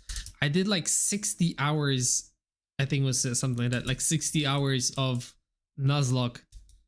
And I'm going to make 1 video out of it. I'm gonna post some clips from it, but that's the only video I'm planning to post. God damn. A couple of my ideas here, and then we're gonna talk about what makes an idea it's good. getting late, but yeah. This is one idea here. I've been talking too much, sorry. Here's a thumbnail for it. It's called Bro v Bro. A lot of people stole this idea. It's a good fucking idea. Great idea. It's basically me versus another creator, finding out who the better gamer is. We do a best of 7, competing in a variety of video games. All right, I've been doing this for years now. I know it's a good idea because Ron stole it, Jason stole it, Jinxie stole it. One note on that. When someone steals your idea, congrats, you did well. Do not feel bad about it. Do not be bitter about it. Do not reach out to them about it. It is okay. And here's ultimately the truth. Someone who steals an idea makes you their ceiling. They will not be bigger than you until they do shit better than you. And if all they're doing is mimicking you, then I promise you, they will never surpass you. This is $1,000. This is an older one. It's called an Amazon stream. Stole that shit. I gave my chat $1,000, and Ron is right. This is a stream that Soda Poppin' did initially. OG streamer Soda Poppin'. I took the idea. The only thing I twisted is I gave my chat an exact amount they could spend, and then a time limit to spend it in. So there's a little bit of stress on chat's behalf. I've done this stream, I'm not shitting you, probably a dozen He's times. watching right now. It works every time. I've done it for 1,000, I've done it for 10,000, I've done it for 30,000. About to snatch that shit. All I do, I give them the amount of money, I let them send me links, they vote on what they want to buy. Yes, we buy it, no, we don't. Huh? Pills? These are height pills, yeah, stand tall, growth pills. Yeah, I'm 6'3". That's that. All right, $100,000 idea. This one's a few years old. 24 hours in the wilderness. I had a whole production crew. I streamed outside for 24 hours. I had a bunch of wildlife experts come through. I didn't see that. They helped me through it. This was a 24-hour stream production. That's where the cost came from. Okay, $100,000. So I saw the cheaper one, but I've never seen the $100,000 one. Did you make money on that stream, Ludwig? Fuck no. It's a good question. Why not? Because it costs a lot. And you don't necessarily make more. It doesn't scale that way. For me to make that much more, I'd have to have that exponential increase in viewership. I'll say maybe at the time I was averaging like 17K viewers. I think for this stream I might have had like 27K. It's more, but it's not enough to cover all the bills. Was it worth it? What do you think? Yes. Why? Yeah, fun. I think now you have the case study of what that much money turns over for content. I would say that it builds up over time. Like he does stuff that complement each other, and just like his base of content that he creates. Like it's an investment. Like initially when Mr. Beast posted the what's the name? Squid Games video, it did a lot, like very good. But now it's almost 1 billion views. Like at the beginning it was 100 million in a few days or a week or two. But now it's just like working for him. You know when you can spend that much money, when you should stay at the crib and spend less money, and you know, it gives you an idea of where. Yeah, was it worth it? Around. That's true. I think you can trial things. I think you should take risks. I also think it's okay to have lost leaders. Big ideas, big events. Maybe they don't make a lot, but they mean a lot to the people who watch you. People see the effort that you put in. If you are not doing things that are exciting to you, exciting to them, viewers slip away. There's a lot of competition out there. There's a stat I heard year over year, all right? Your viewers will change. So maybe if you have 1,000 viewers this year, if you have 1,000 viewers next year, 50% of those people will be different. Damn. That's the turnover. 50% of those people will be different. It's not the same people coming in. You don't have this static pool. People got lives, people get older. People stop watching streams when they get 30. They got a family and shit. So sometimes these lost leaders can also bring in those new viewers. They can help recycle the people who are eventually gonna leave. I got one more for y'all. This one is $1 million. This is Streamer Games. That cost $1 million? And there's a follow-up to your question. Okay, is it worth it? Streamer Games, year 1, guess what it did? It lost money. Streamer Games, year 2, guess what it did? About broke even. Streamer Games, year 3, guess what it's gonna do? It's gonna make money. Yeah. All right, the more often you do an event, the better you will get at doing it for cheaper. Also, the better it will perform, right? People know about the event now. The streamer you hyped this year. How long did Kai spend hyping this up? 2 weeks, maybe? Yeah. Maybe? When did y'all find out when you're gonna fly in? A week ago? Yeah. 2 days ago? Right? But why did y'all come? Because you knew what streamer you was. All right, you knew the opportunity that it was because it's already proven. So doing things multiple times is a good thing. You can't hammer it home, right? You don't want to be the 50th season of The Simpsons. You gotta try some new shit, but if something works, do it again. This is what you should be doing as a YouTuber, as a streamer, whatever. You are throwing shit at the wall. Something clicks, we're gonna do it again. Don't typecast yourself though.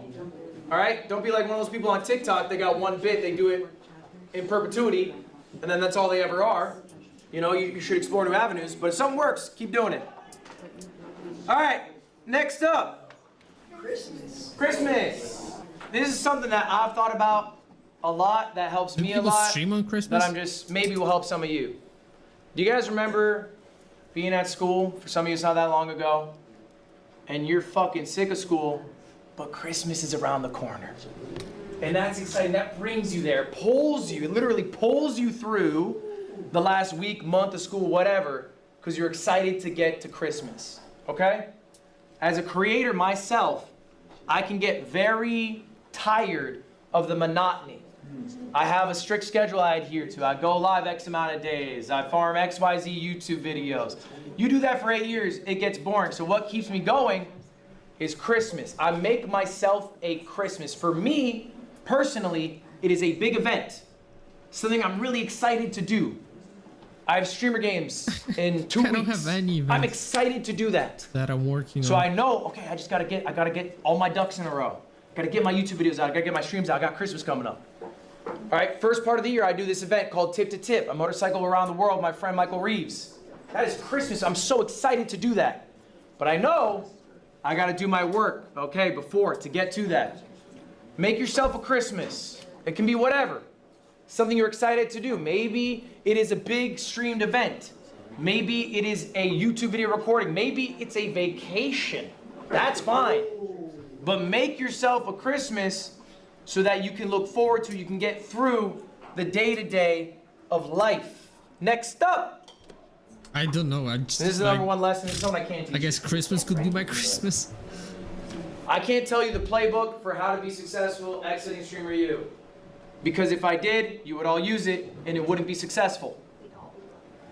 Someone here is going to rise above the rest. Someone here is going to offer viewers something unique that other people aren't offering. I'm a small streamer making a cozy environment. Okay, I've seen that. Maybe that's fine, maybe you're happy with that. That's not gonna be the person who's the number one streamer come out of here. I'm loud. I like being the center of attention. Okay, we have enough of that. You are not gonna be the number one streamer coming out of here. So what are you doing to be different? What are you doing that people are drawn to? This is tough, this is intrinsic, this is personal. I cannot tell you what it is, but ultimately whoever is successful will do this. Dean Sinat. I'm just here to look around. Guys, we have about 5 minutes left in class. I appreciate you all being very attentive. At this point, I will open it up. Does anyone have any questions for me? This is the last time that we will be meeting. So if you have anything for me, let's get it out now. Hands up. That's the thing I want to do, like, is just get not just play through a game, but just have like a goal or a challenge to do, like Nuzlocke, for example, when I was doing that, or a modded version of the game or something that's like a little bit different than just playing through the game. You know what I mean? What you got? When's the time that you've almost quit streaming or content creation? It's a good question. What's the time I almost quit streaming? It was early in my career. I was a part-time employee at a vape company. I was head of marketing. I didn't smoke vapes, I lied on my resume. After, I would go home, I would stream. Work stream is a lot. But I really love streaming. Here's the crazy thing. I had the best stream I had ever had. I averaged 1,000 viewers. The next day, I almost quit. Because I knew the number that would show up would be smaller. and that ate at me. I lied down in my closet for 4 hours instead of going live that day. This is something that you guys might deal with. Okay, maybe it's imposter syndrome, maybe it is just paralyzation. Okay? Here's what I realized. Streaming is an impermanent thing. What you did last stream doesn't fucking matter. You know what people care about is the next stream. And you know what you want people to care about? You. Okay? So if the last stream was shit, who cares? If the last stream was the greatest stream that ever happened, who cares? Who cares? Stream reviews going great. You know they're gonna say on Twitter in a month about Kai if he doesn't go live? When's the next stream, Kai? Spark up. We want to see something. What you got for us? They don't care that he put in all this work anymore. What's next? And so that's what pushed me. If y'all hear my voice, clap once. Y'all hear my voice, clap twice. The marathon Guys, stream. The median viewership change year over year was 4 viewers, guys. Okay? Hit the limit, So what can we do? Where can we get some control? It was a whole month that he did. We can start working on things maybe 24/7. we're not good at. And I think almost every single one of you in this room, basically without exception, sucks at YouTube. I was about to say we saw that previous stat. Let's be honest. I do suck at YouTube too, but I think I suck more on Twitch. I suck less, a little bit less on all YouTube. your channels, guys. I looked through all your channels. I'm not saying all of you are bad at YouTube, but in general, I think this is the biggest hole. I think as creators, you guys feel very confident live streaming. That's the thing we do, we're streamers. You feel very confident maybe with clips, Instagram, okay? That's social media stuff. That's what we're good at. I can see you guys. You guys are really good at that, by the way. You guys are much better than I have ever been or ever will be at the Instagram, the short form game. I genuinely think you are amazing at it. I think long form is where there is a struggle, okay? And it's different levels, all right? We need to be honest with ourselves here. But here's the question. Do you guys agree with me? Let's show hands. Do you think it is valuable to be good at YouTube? Yes. Yes. We all agree with it. Okay. Why? Anyone have a guess? Why? Because when you bring short form into your YouTube, you're like a TV show, you're like an episode, people have more screen time of showing the content. Yeah, but you can just do it on Instagram. Why YouTube? That's all we all grew up with, YouTube. Okay. So add it all together, that YouTube is the #1 thing. You've got to get YouTube to get it everywhere else. Because it's owned by Google, it has more longevity. Because it's owned by Google, it has more longevity, okay? Because people who watch YouTube are more likely to consume longer form content, which means they'd be better for watching streams. More likely to consume longer form content. That's an interesting idea. Yugi, what you got? YouTube has more, how do I say, like eyes. It's a bigger platform than I think Twitch is. Okay. Let's go through that, guys. These are the monthly active users. We're going to go through a few websites that are familiar to you. Kick, 64 million people every month. Relatively log on new, a Kick. They'll watch a stream there. Twitch, 240 million. It's kind of still impressive how many active users guys, YouTube in comparison. Billions. 2.6 billion. All right. Furthermore, it's not just monthly active users compared to streaming sites. Still has a lot to grow. It is the most watched a lot of thing space on TV.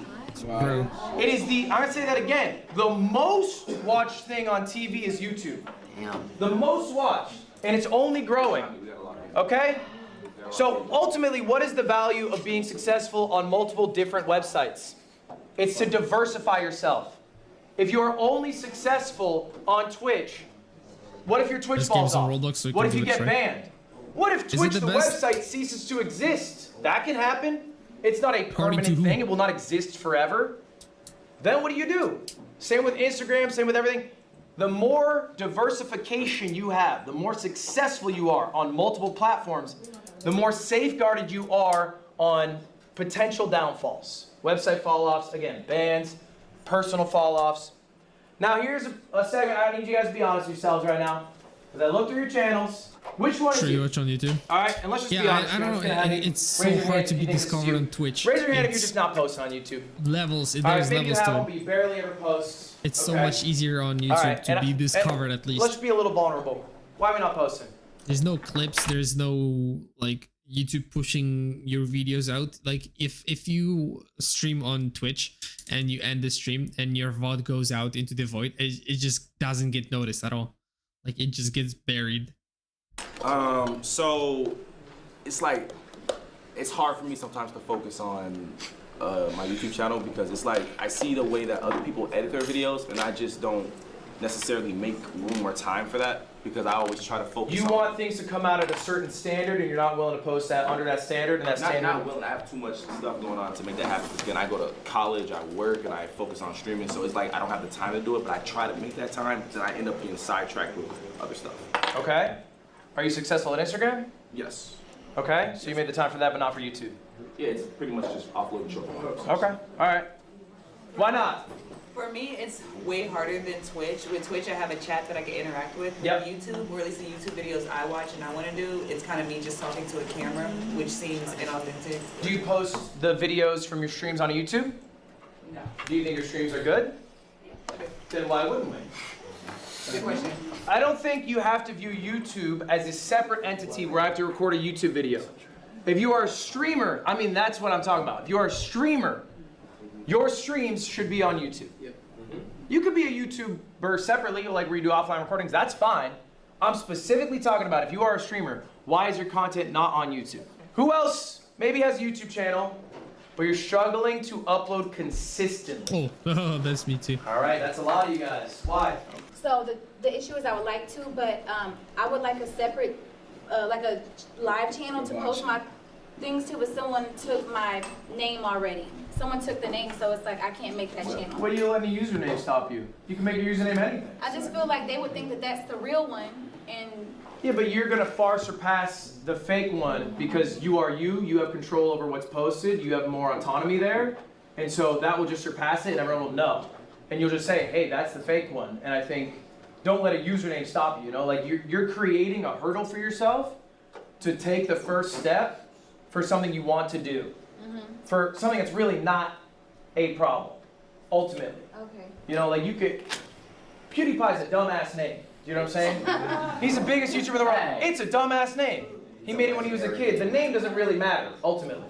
Okay. You are what matters. Thank you. You got your hand up here, Budget? What you got? Yeah, my consistency comes because I get discouraged because I'll post like on Instagram or other platforms and then like go crazy and I try to post the same thing on YouTube and it won't go crazy, so like I just stop posting.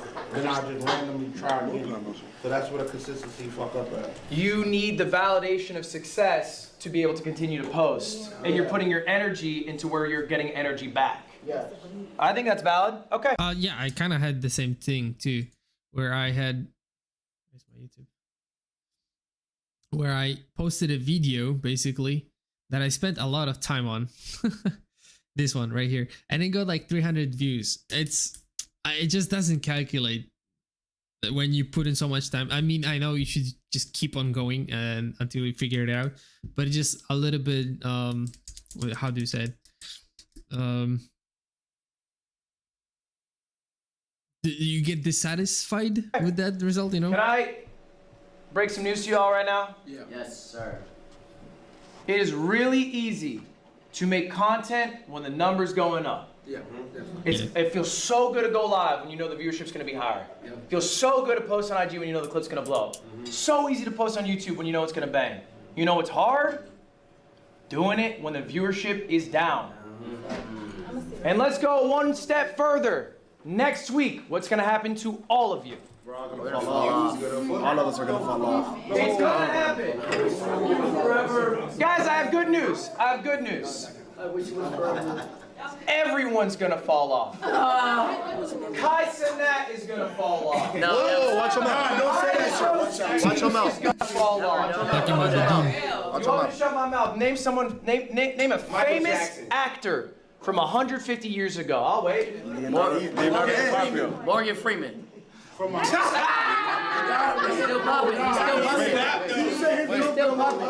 Guys, Father Time is undefeated. There will be moments where you're rising up. There's going to be moments where you're falling off. If you want to get back to the moment where you're rising up, it's what you do in the moments where you're falling off. You got to stay consistent through the hard times, okay? So whatever excuses, hurdles, barriers you're putting in front of yourself. I can't get my channel name. I'm not getting the same views on a certain platform, or I'm not doing as well as I used to be. You have to get over those hurdles because no one else cares. They just want you to output. And if you don't, then you're never going to succeed on that platform. I promise you that. So guys, I have good news for you all. I got the cheat code. I can tell you exactly how to be successful at YouTube. Why? I'm listening. I'm all ears. When I started out, we didn't have short form content. There was no clip farmers. So for me to grow as a streamer, I had to grow as a YouTuber. And I think growing on YouTube is genuinely easier than growing on Twitch. Really? There's no discoverability on Twitch. Yeah, that's what I said. YouTube is a scientific game. It is not about how enigmatic your personality is. It is not about the connections you have. It's about how well you understand how the website works. And if you put the time into study, you will reap the rewards. I promise you that. So guys, what is the #1 skill that you need to learn to become a great YouTuber? The #1 skill. Appreciate it. Gonna be good? Yeah, what you got? #1 skill to be very good at YouTube is to upload and get better every upload. Wrong. Flacco, what you got? Edit. Wrong. Oh, shit. What you got? Consistency. Wrong. I was gonna say the same thing. Yugi. Thumbnails. Close. Go further. Go further. Title. And? Length. Package. Clickbait. Oh. What you say? Hold up. Everyone listening to what you say. Packaging. Bam! My nigga. Nah, you got that one for that. That was tough. That was tough. Guys, YouTube, unfortunately, or maybe fortunately, depending on your view of it, is not a platform for artists. It is not a platform for creatives. It is a platform for marketers. Okay. And you have always heard, I'm sure, if you watch other YouTubers, say, man, I wish I didn't have to, bend over for the algorithm. I wish I didn't have to package my videos for the algorithm.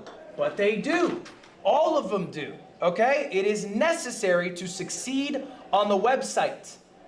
So let's start about the first thing that people see when they go on YouTube. Let's talk about thumbnails. These look like Mr. Beast. This is a pretty simple question. Which thumbnail Especially is better? the one You in think the one on the ball. right is better? Raise your hand. The F1. Wait, which Oh, one? my bad. The one on the left, Yellow Jackets. If you think yellow's better, raise your hand. Who thinks yellow's better? I think Who it's thinks yellow's more better? poppin'. You got 3? Jason, Suki, Pudgy, is that it? Okay.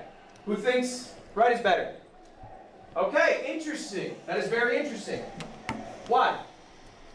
Just the facial expression and it's like action going on. Okay, and that's why you think the right one's better? Yeah. Congratulations to you all.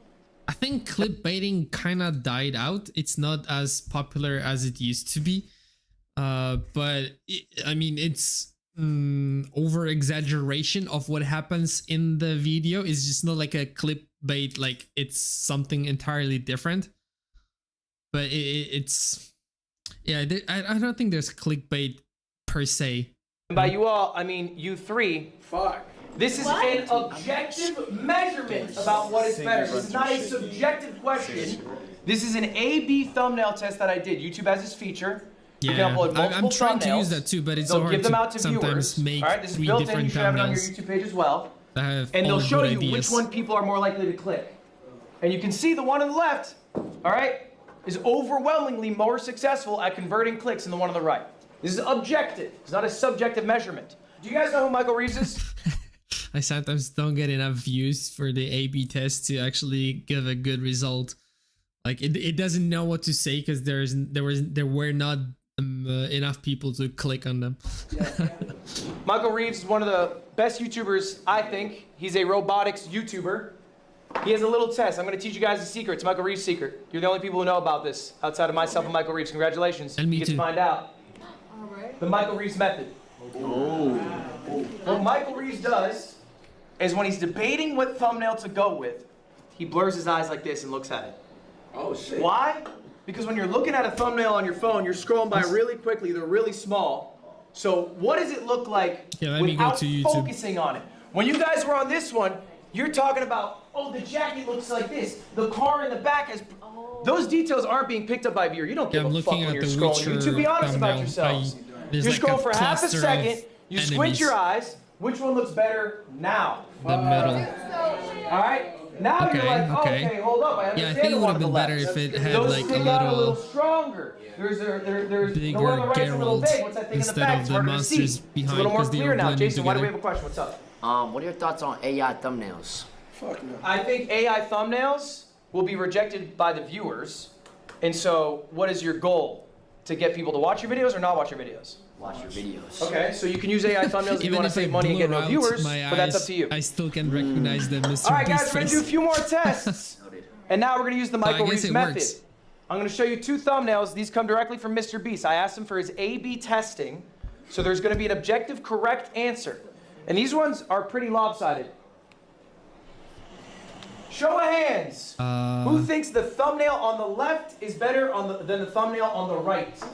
Who thinks The left one, is better? the one on the right is gonna be better. Raise your hand if you think left is better. 100%, 100%. Got Trust, about three? trust. Okay. Who thinks right is better? Okay. Correct answer. I fucking What? That's not on the YouTube. No way. Why?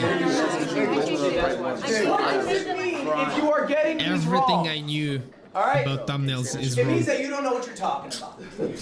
And that's all right. It's okay that you do not know what you were talking about. You are new to this. You have not uploaded a lot. This is why we are going through the exercise. But this is something you can be actively doing and actively thinking about. Next part of packaging, y'all. How do you make a good title? Do we have any guesses here? I feel like you should come up with a title before you do the video. I think this is good. This has been said by other YouTubers as well. If you think of the title before, it helps every single part of the process. What do you have? I think about the most exciting part of the video, the highlight of it. Yeah. And like put the title around that, but also make sure that clip is like in the beginning of the video when it first starts, even if like it's just a clip and then you go back to the beginning of the video. Guys, we're working too hard. Okay. Aren't we busy? Yeah. Don't we have too much going on? Too much. This sounds like a fuck ton of work. Yeah. All right, how do we guarantee that we have a successful title? Y'all, steal that shit. How? Steal that Okay, shit who do I steal straight from? up. I promise you, I have stolen more YouTube titles than I can think of. I promise you, more people have stolen YouTube titles from me than I can count. Look, I'm gonna show you guys a video. I remember watching this video damn near 10 years ago, all right? It's called How I Accidentally Wrote the Office Theme Song. Okay? It's a good video. It's got 22 million views. A lot of people saw it. I saw this and I thought, that's fun, how I accidentally. I made a video called How I Accidentally Won a Chess Tournament. Okay, so I wanna do Nuzlocke. I did a Nuzlocke. You said they want to play games with the challenge. Like, you know, like for example, when I played Fire Red, Pokemon Fire Red, I gave myself a challenge in playing a Nuzlocke instead of just playing it normally, you know, stuff like that. So let's see. My first Pokemon Nuzlocke. So that's not gonna work because I still want to convey that I've never played a Pokemon game ever. You know what I mean? My greatest Nuzlocke ever, Supercat. No, I attempted the hardest Nuzlocke in game. No. Pro Nuzlocke tries. No, I'm not a pro. I'm not even a pro Pokemon player. I attempted 99 million 6 years ago. I attempted my first Pokemon Nuzlocke. Oh, damn. Maybe I could work around something like this. I attempted my first Pokemon game. Why? No. I attempted my first ever Pokemon playing Nuzlocke. No. That doesn't really work. My first ever Pokemon, but it's a Nuzlocke. Oh, I never played Pokemon. I beat Nuzlocke. Oh, something like that. I beat Pokemon's hardest challenge. Never having played Pokemon? No. As a Pokemon... Because I used as a Pokemon noob before for the streams. But I don't know if that's gonna work. Only 113 people have beaten this Pokemon game. No. Pokemon Alpha Sapphire Hard Luck Nuzlocke Randomizer. Oh, is that Polish? No. I don't think so.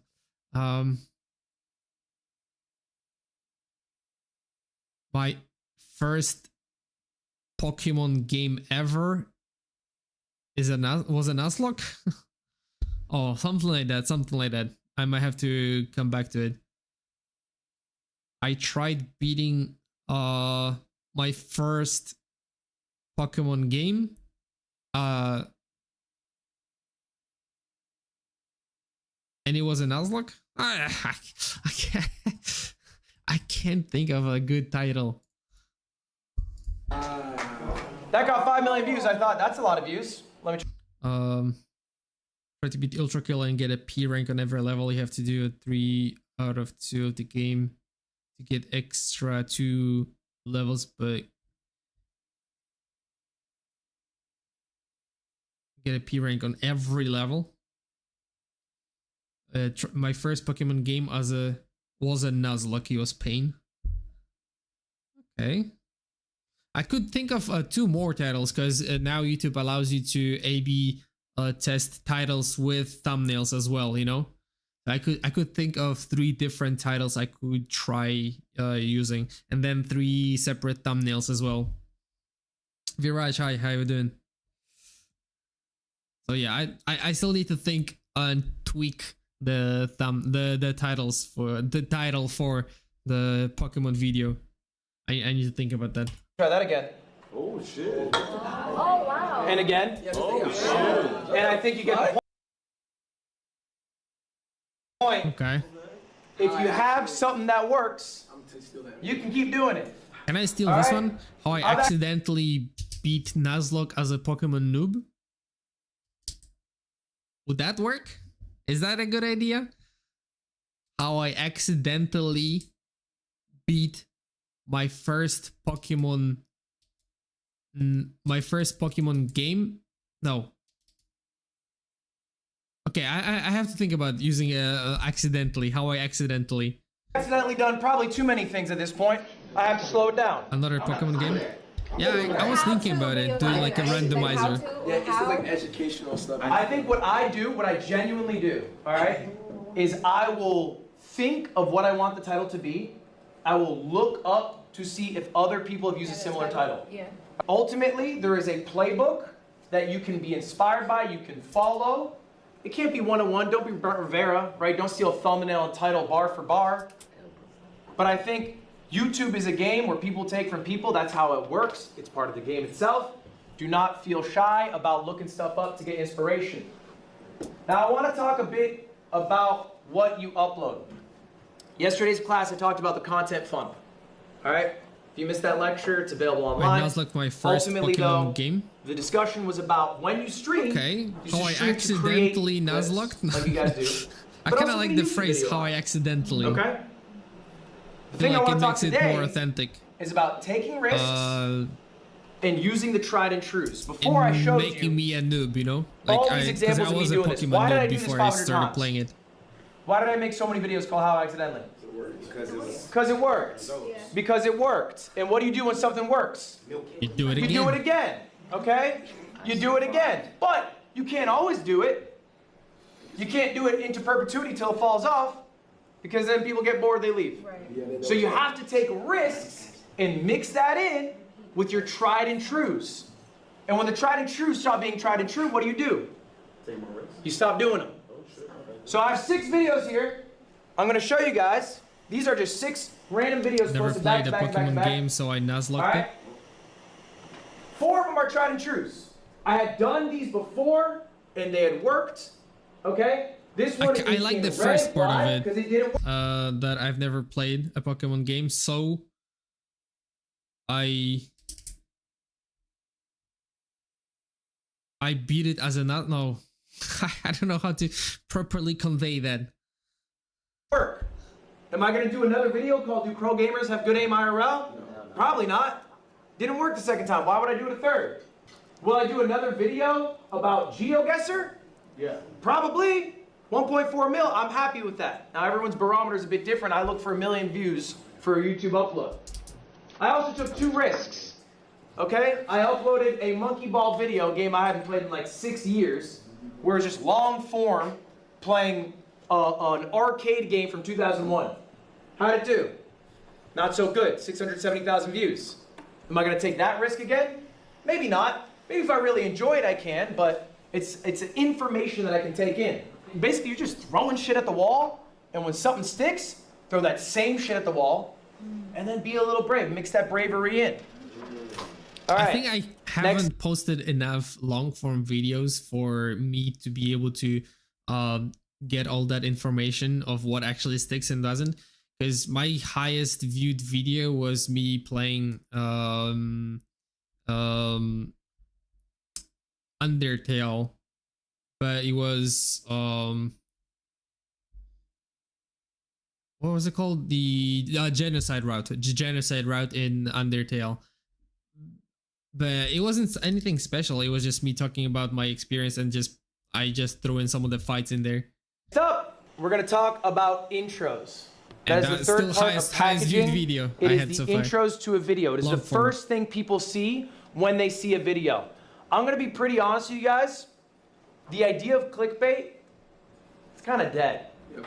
Right? In the traditional sense. I said so. If somebody clicks your video and they don't get what they expected to get when they clicked in, they're clicking off. And when they're clicking off, where's that video gonna go?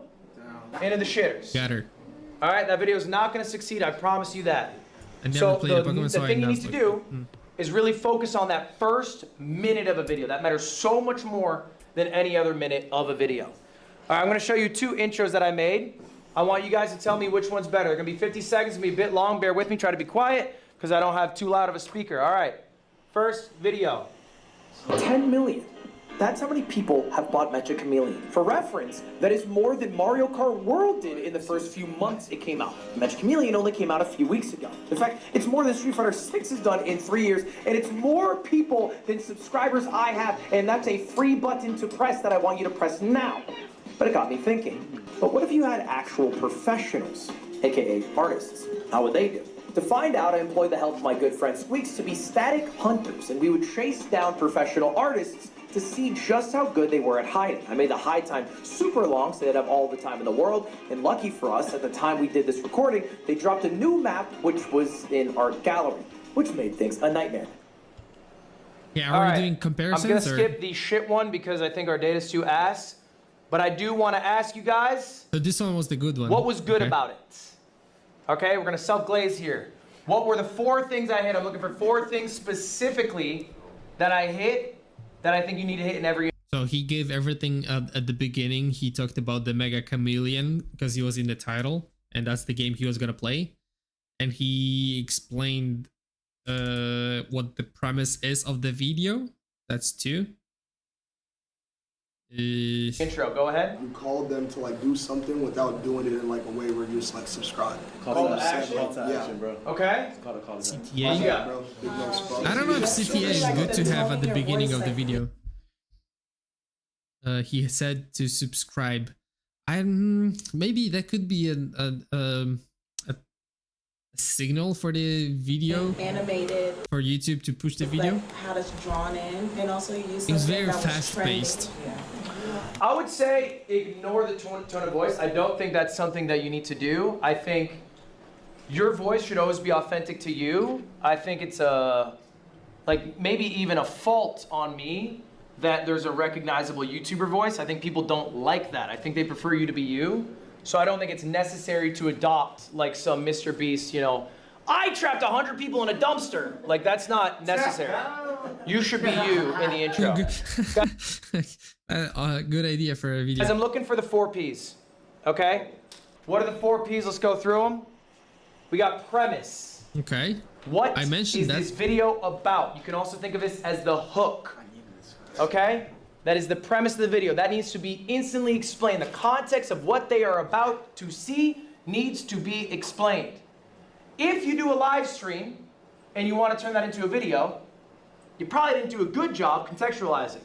You can record an intro separately that you tack onto the beginning, and then instantly you've elevated that video because now someone who's clicked in who has no fucking clue what streamer you is, or they didn't watch, and maybe you want to show off that you had a fight at 1 a.m. when you should have been in bed getting ready for class in the morning, you can contextualize, I got into a fight at Streamer U, some hook. I accidentally got into a fight at Streamer University. That could work. Second P, the problem, okay? You have a premise in a video, all right? In most media, there's a problem and you need to solve it. What is the problem, okay? In the context of the fight, okay? I got into beef with someone. I have to resolve intro this that I wrote for with the these video. hands, okay? All right? In the Mecha Chameleon, the problem is that I have a bunch of artists, and me and my dumb friend Squeaks have to find them. So yeah, I'm gonna talk about maybe how like the Pokemon game. I don't know, the Nuzlocke. Oh, I'm gonna explain Nuzlocke, and then I'm gonna say that. But the problem is that I've never played a Pokemon game before. Oh, that's How are we gonna gonna be the problem. find them? There's a problem. There's stakes to it. That's why it matters to watch.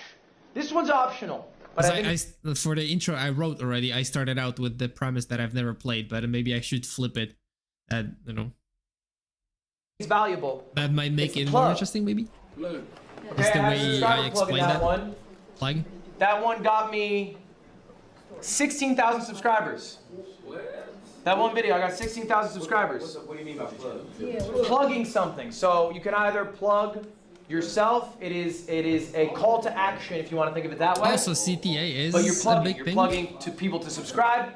At this point, Like you people also don't could plug click off? merch, whatever you want. It's optional. You don't need to plug every video, but you can. That's what I was about to ask. No, it's by no means necessary. It's just one of the 4 P's you can do. Final one, payoff. Okay? In a video, if you set up a premise, if you set up a problem, there has to be a payoff. Jason says he's gonna get into a fight. What's the payoff? Gotta see the fucking fight happen. All right?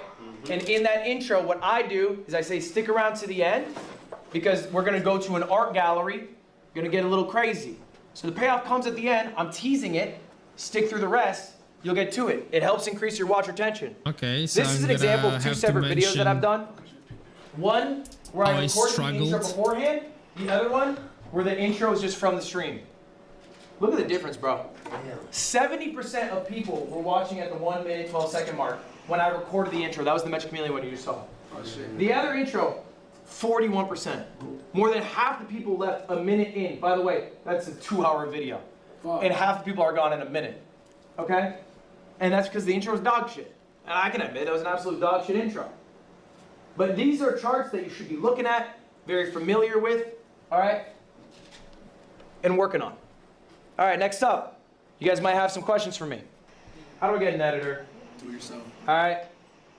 I can't afford a clipper. I'm broke. Can my editors do the thumbnails? When do I scale my team? How much do I pay my editor? Okay?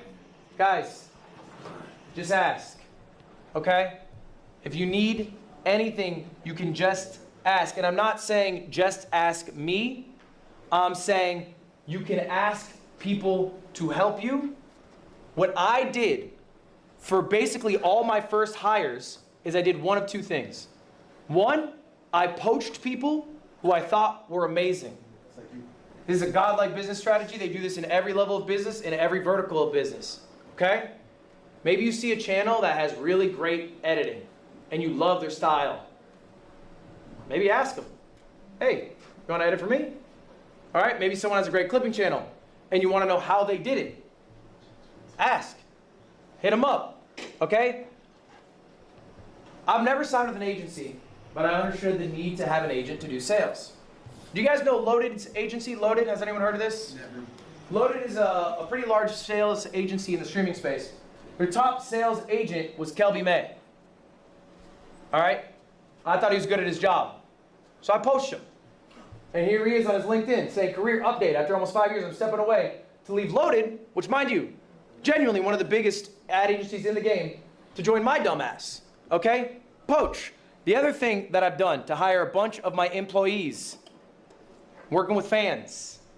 All right?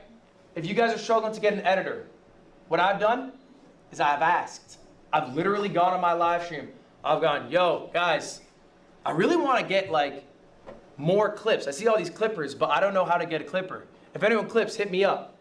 These are emails or messages that I received. And this is literally the exact message. I went back. I'm still working with these people. This is from October 2020 from my shorts editor, Radstats. I asked him yesterday. I still work with him 6 years later. I said, do you have the message, the first email you sent? This is it. I asked on stream. He sent me the email. I looked at my email. I replied. I hired him. All right? The one in the middle, Shake Drizzle. This is my longest employee. I've been working with this guy for 8 years. Okay? I said, I need an editor. He said, oh, I saw you need one. Sent me the message. I hired him. I still work with him today. Last one is another editor I have, Polite. I said, because Shake Drizzle's kind of a lazy fuck, I said, I want to edit my Pokemon videos. Shake Drizzle at the time refused to edit Pokemon. I don't know why. So I said, I need someone who will do Pokemon.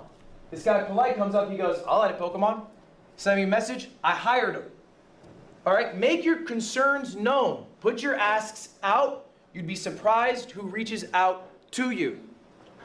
Now, here's the reality of it, though. What if they suck? I got good news for you. You suck, too. Why would someone who's godlike at it join you? All right? You're not going to have a Mr. Beast editor leave his team to join you. Of course not. But there's something really beautiful and also powerful about both of you sucking and improving at something together. Okay? Give them the grace that you yourself want. Here's a fun quote for you from Epictetus. No great things come into suddenly, for not even a bunch of grapes can, or a fig. All right? Even a grape's gotta wait. No great thing comes suddenly into being, for not even a bunch of grapes can, or a fig. They didn't build a Rome in one day. That's another one, right? Epictetus is the guy that this guy disagreed with, Seneca. They were not really friends. They're kind of at odds. Even a grape's gotta grow. Get the water, get the sunlight. All right, same with your editor. Give them that grace. But I promise you, there's a lot of dividends you can get by working with these people and growing with them together and trying to find your voice together. Okay? Last thing I want to talk about here, guys. Don't trust me. Damn it. All for nothing. I am someone who succeeded. To do that, it took a lot of luck. But there's also something known as survivorship bias. Oh, that's the thing I talked about. I made it now. Visas. I can say, guys, just do this, this, this. And then I go home to my $1 million mansion. I'm living a good-ass life. Not and you all bought what I said Veritasium, without maybe thinking critically yourself. Do I agree with him? Okay? I remember when I was a smaller creator, Mr. Beast invited me to his place to do a video with him. So I went. And this is Mr. fucking Beast. He's got like 100 million subs. So I'm like, what do I gotta do, Jimmy? How do I make it like you?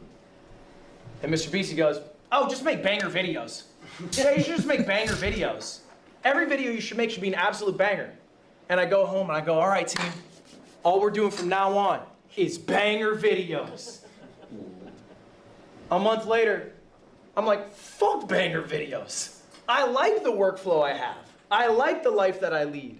I don't want to put all this effort and high production into one YouTube video. I want to have a chat that I talk to. I want to have this community I form. I want to make the videos about GeoGuessr because I like GeoGuessr. I don't give a fuck if it doesn't perform 50 million views. I'm happy with the mill. So you don't have to follow the playbook bar for bar as I'm saying it. All right? Trust yourselves, trust your instincts, think critically about what I'm saying. Some things I'm saying maybe you agree with, some things they don't. Don't trust me implicitly, take it all with a grain of salt. Guys, that is my lecture for you. Do you have any questions for me?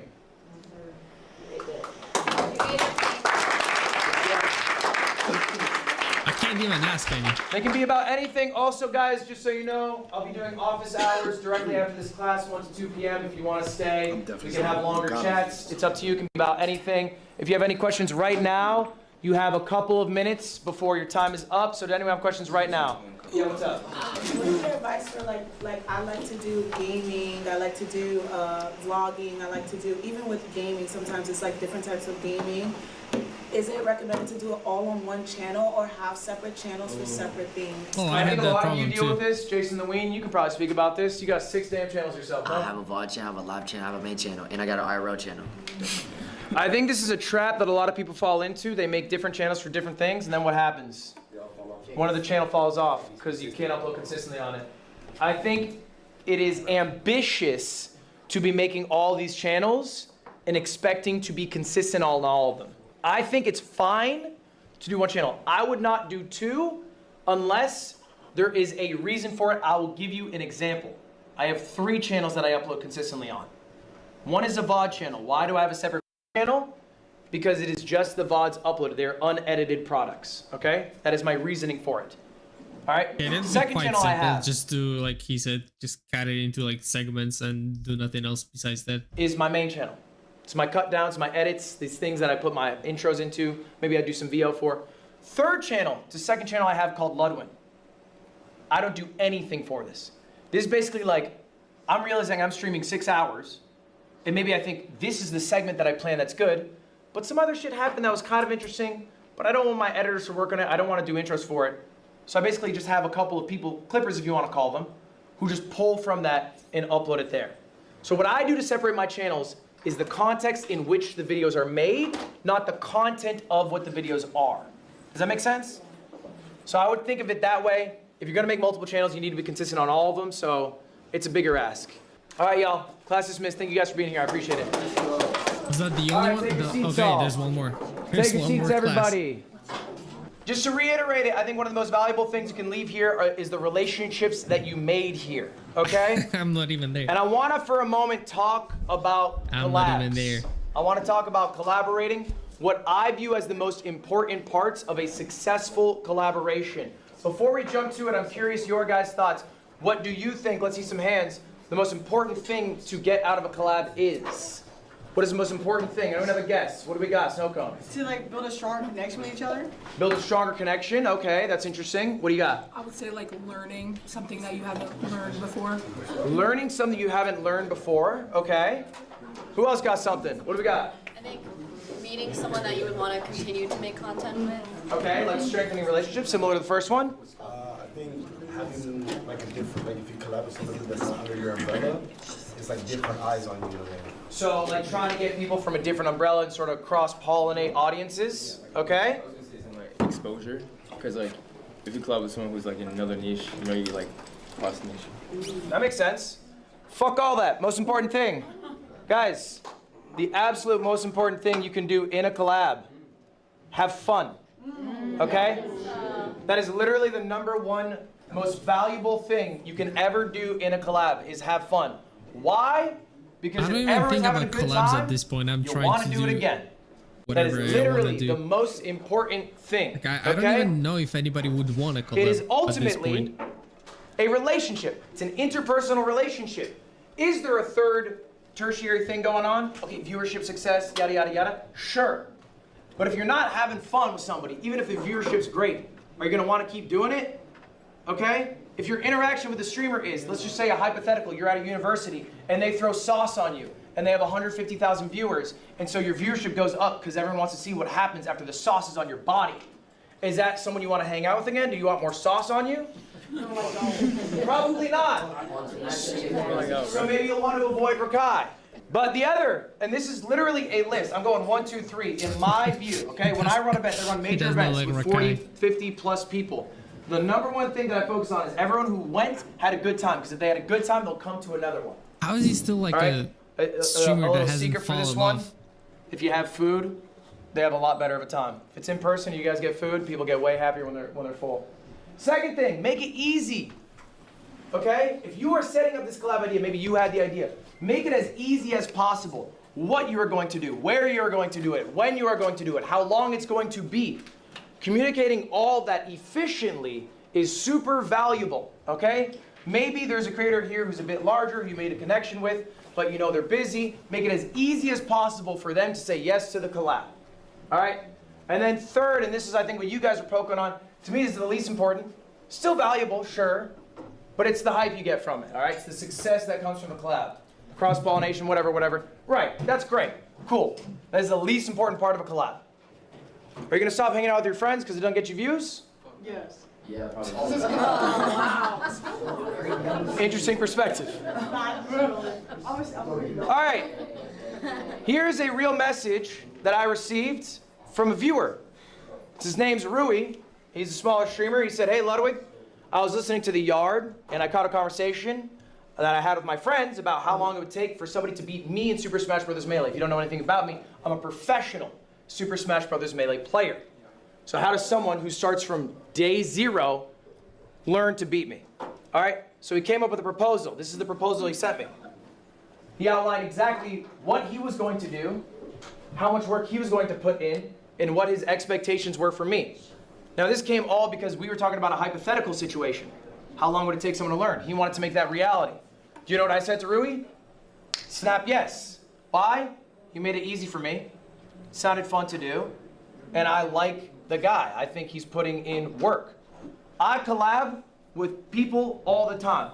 I collab with big streamers. I collab with small streamers all the time. Constantly.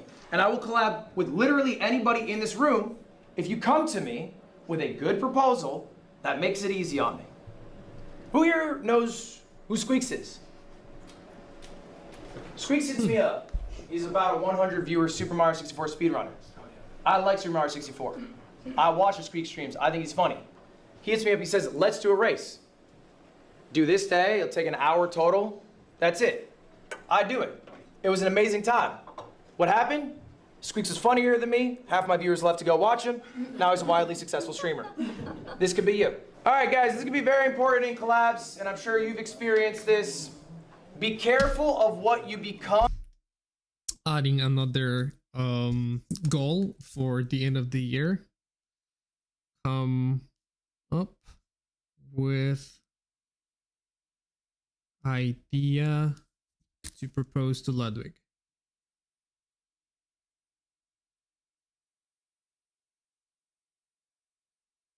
So I have 6 goals now. In pursuit of what you want.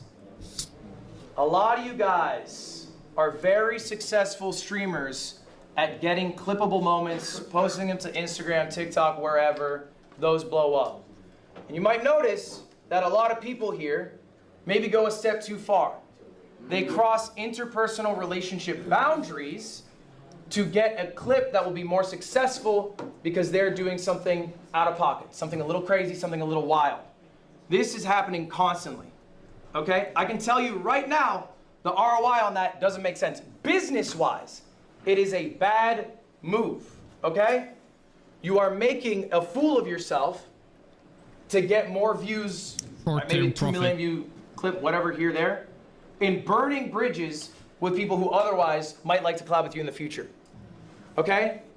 Does a nuisance streamer get views? Do they get some success? Sure. Do you want to be Jack Doherty? Okay? Fuck no. Do not lose yourself in the pursuit of what you're trying to accomplish here. All right? This is a little fact that you guys are all going to have to deal with a lot earlier in your career, and it's going to be a bit of an awakening. Right now, more people know you than like you. In life, for the most part, more people like you than know you. All right? You meet people in your family, they like you. In school, you know, maybe they like you. Right now, an overwhelming amount of people know your faces and names, but don't like you because you've been on other people's streams or whatever. What's going to come from that is, and I'm sure some of you've experienced this, you might get hate farms. There might be clips in context, out of context, that blow up way larger than an audience you are familiar with. Okay? And if you guys know anything about the internet, they have zero grace for you. They're probably being pretty mean to some people in this room right now, and that doesn't feel very good. Another note on that, your streamer friendships are constantly being tainted because there is a third party in that relationship, the viewer.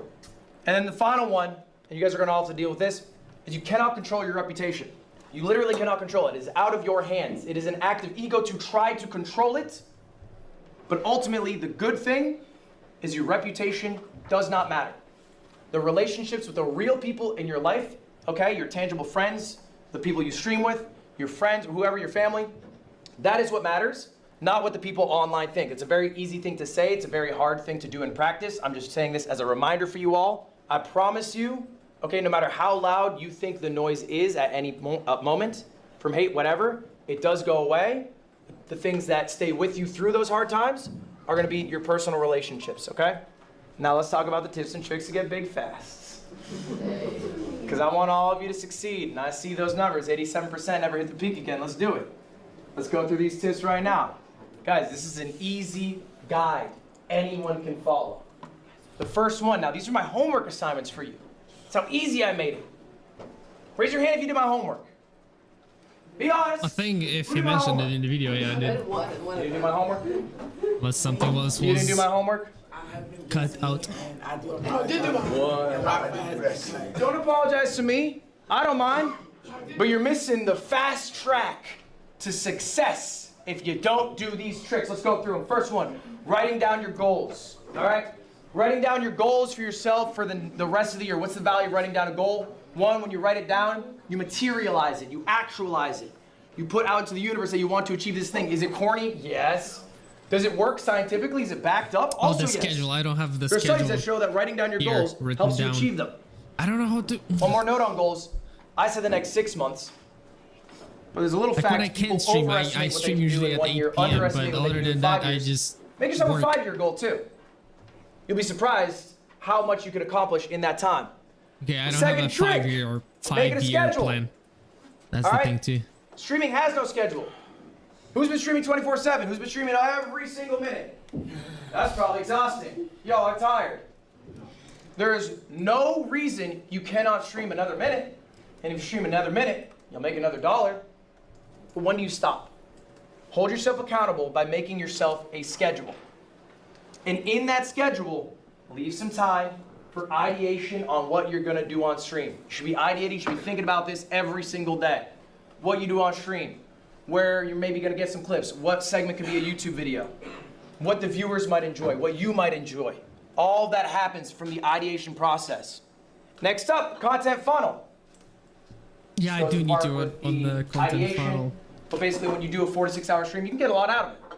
Multiple videos. I did 60 hours and I clips, have one video long on form it. VODs, whatever it is. I do have long form Master VODs. YouTube by working on packaging. I had a whole class I on this haven't yesterday. made clips from it But yet. ultimately, I've looked at all of your channels. You guys are mostly dog shit at YouTube. And it's because you haven't spent the effort to learn packaging. Packaging of a YouTube video is 60% of the success of your YouTube channel. Finally, scale your team.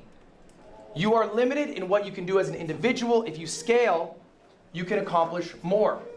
All right? If you have an editor, that frees up the time you have spent editing. Now, obviously, you have to scale to your own means. We're going to talk about scaling in a moment. But scaling allows you to accomplish more. So here's about the only advice I can give you to succeed at being the best you. And it's to not lose yourself in the grind. I cannot tell you the amount of streamers who I talk to who are drone bots who all they can talk about are numbers, viewers, streams, bullshit. Bro, it makes you a rotted individual. People connect with you because the life experiences you've had up to this moment. If all you do from this moment on is stream every waking moment, then you lose what made you special in the first place. Live life. Enjoy life. Connect with people. Don't lose it because you're trying to hustle, be a creator, grind 24/7. All right? Now, number one, a lot of people at this university could take a little lesson. I'm sure you guys have seen it. Respect goes to everyone. All right? I think Dean Sinat made a mistake. Respect belongs to cameramen. Right? I know he said cameramen shouldn't make content, but people are treating cameramen like absolute trash. Respect belongs to the people in the cafeteria who have to clean up everybody's shit because they're too busy with their stream to put away a tray. In a revolving cleaning belt. You just put it on, it's 5 seconds. Okay? Introduce yourself to everyone. I have a story, I'm not gonna out who this person is. We have a TVU backpack, it's a very expensive backpack. It's what big streamers have, because they have a lot of money. I was not with my friends Cam and Christian, they were together. Cam had the backpack, Christian was next to him. I'm outside, I'm separate. A streamer at this event walks up, sees a TVU, sparks up a conversation, they start chatting with Christian. Christian, after a while, gives him a heads up, hey, by the way, I'm not a streamer. The streamer walks away without saying another word. That happened here, that happened this weekend. That happened here, that happened this weekend. This was a streamer at this university. I will not out the streamer. This happened though. What I'm trying to say is people are not more valuable because they have a larger view count. People are valuable because they are people, because they are human, because we're all human. All right? Second point, talk about friends. That's crazy. Value of friends. They keep you grounded. Just turn on his All right? heel and left Don't like drop that. your day ones. Let's go to Christian one more time. Christian, how long have I known you? 25 years? Yeah. 6 years old, first grade, we're on a bus together. All right, that's my boy. I hang out with him every day. Again, this don't even need to be applauded. This is basic shit for normal people, but sometimes when you're streaming, you lose yourself. Big streamer group starts hanging out with you, you start hanging out with them. Okay, that's great, but hang out with people in real life, hang out with people offline. If you have streamer friends, that's fine. Take some time to hang out with them offline. All right? I'm not pointing at anyone. You point at me. I'm going general for the group. If you have friends who are streamers, you can hang out with them offline. That's just a general thing to the group. Hobbies. Not everything you have to do is work. Not everything you have to do is stream. Find some. For me, to go to Dodgers baseball games and occasionally gambling a little more than I should. Not the best hobby, but it's what I got. Finally, enjoy what you're making. Like, I think that really is ultimately it. If you really enjoy what you're making, then you really don't give a fuck how well it's doing. Does it matter if you have 1,000 viewers versus 500 viewers if you're really just liking what you're doing? Not as much, not really. Can you afford your life? Sure, great, that's amazing. That's all you need. You're enjoying your day to day. I promise you it's a lot better than if you go to an office job. So try to find something you enjoy. It's a creative pursuit. Find something you enjoy making, enjoy creating. Okay, this is some shit that I think everyone could use here, no matter what size you are. If you are scaling up your team, if you have an editor, maybe you have a clipper, okay? I have a team of 15. You are responsible for everyone you hire, You are the boss. This is a professional relationship, okay? For me, when I hire someone full-time, what does that mean? It means they have left their job, they're putting their chips on me, they're betting that I'm gonna take care of them. I'm responsible for them, okay? Why do I stream as much as I do? I like it, but it's because I have 15 people I am responsible for, and if I fuck off for a month, payroll might be a little rough that month, and that doesn't fly, okay? You gotta treat your editors, clippers, cameramen, whoever, like employees. What do I mean by that? Meet with them weekly, set a schedule, communicate, give feedback. Don't just go to your editor, go edit this. Watch what you edited after, watch what they edited after, give them some feedback on it. It goes a long way, okay? Help them improve at their craft while you're improving at your craft. I've uploaded probably 2,000 YouTube videos. I watch every single one. I meet with my editors every single week. When do we meet, Cam? Wednesday. Wednesday, 12:15. I meet with my entire team every single week. We talk about what's gonna happen that week, what I'm expecting to create, how I want their edits to go, which videos are going on which channel, all right? You are a boss, you have to be in charge of that stuff. Second point, if you eat, they eat. I don't expect you to be paying editors crazy amounts when you're a small creator. It's not feasible. Okay, and new editors also don't expect to be making that much. My first editor, I paid $100 a video. All right? My first editor, still my editor today, he makes well over 6 figures now. Okay? I'm eating, he's eating. It's how it goes. You can give a percentage, you can give a flat fee, whatever it is, a mixture of both. But if you are succeeding, they should also be succeeding. They're part of your success. Don't ignore them. Final point. Beware of scaling up too fast. I made this mistake. I started a company called Off-Brand Productions. The idea was I would make events for other streamers. It was an ambitious project. I hired a team of 30 people. After about 16 months, I lost $3 million. Oh, shit. Oh my gosh. The person who I had run the company, okay, did not do a great job letting me know how much money we were losing. My bank account had $1,200 in it. This is true. This is 2 years ago. I was at risk of defaulting on 2 companies. I had to sit in a room in front of a group about this big and let them know 2 weeks before Christmas we were going to let them go. It was not a great Big Christmas experience. that he was talking about. That was because I scaled Christmas. up too fast. I was too ambitious. That was a fault of mine. beware of scaling up too fast.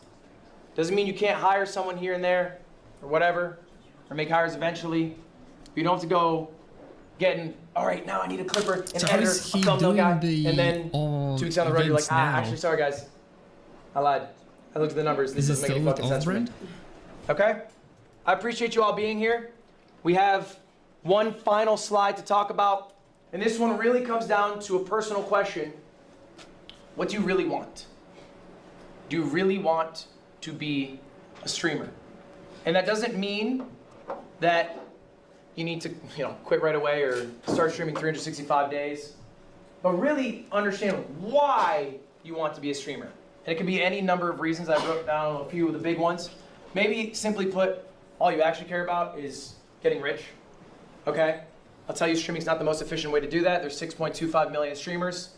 The 10,000th biggest streamer, 10,000th out of 6.25 million, makes about 50K a year, okay? So unless you are in the top 500 out of, I'm gonna say that number again, 6.25 million, you're not gonna be rich. So it might not be the most efficient path. Maybe you wanna be famous? Again, not the most efficient path, streaming. There's a few big streamers, all right? But if you go to an Uber driver and you talk about anyone outside of Kai Cenat and iShowSpeed, they're not gonna know who you're talking about. I know because I talk to them. And they say, what do you do? And I say, stream. And they go, what's your name? And I say, Ludwig. And they go, oh. And then the conversation ends. All right? It's not the quick. I mean, that's not really like a...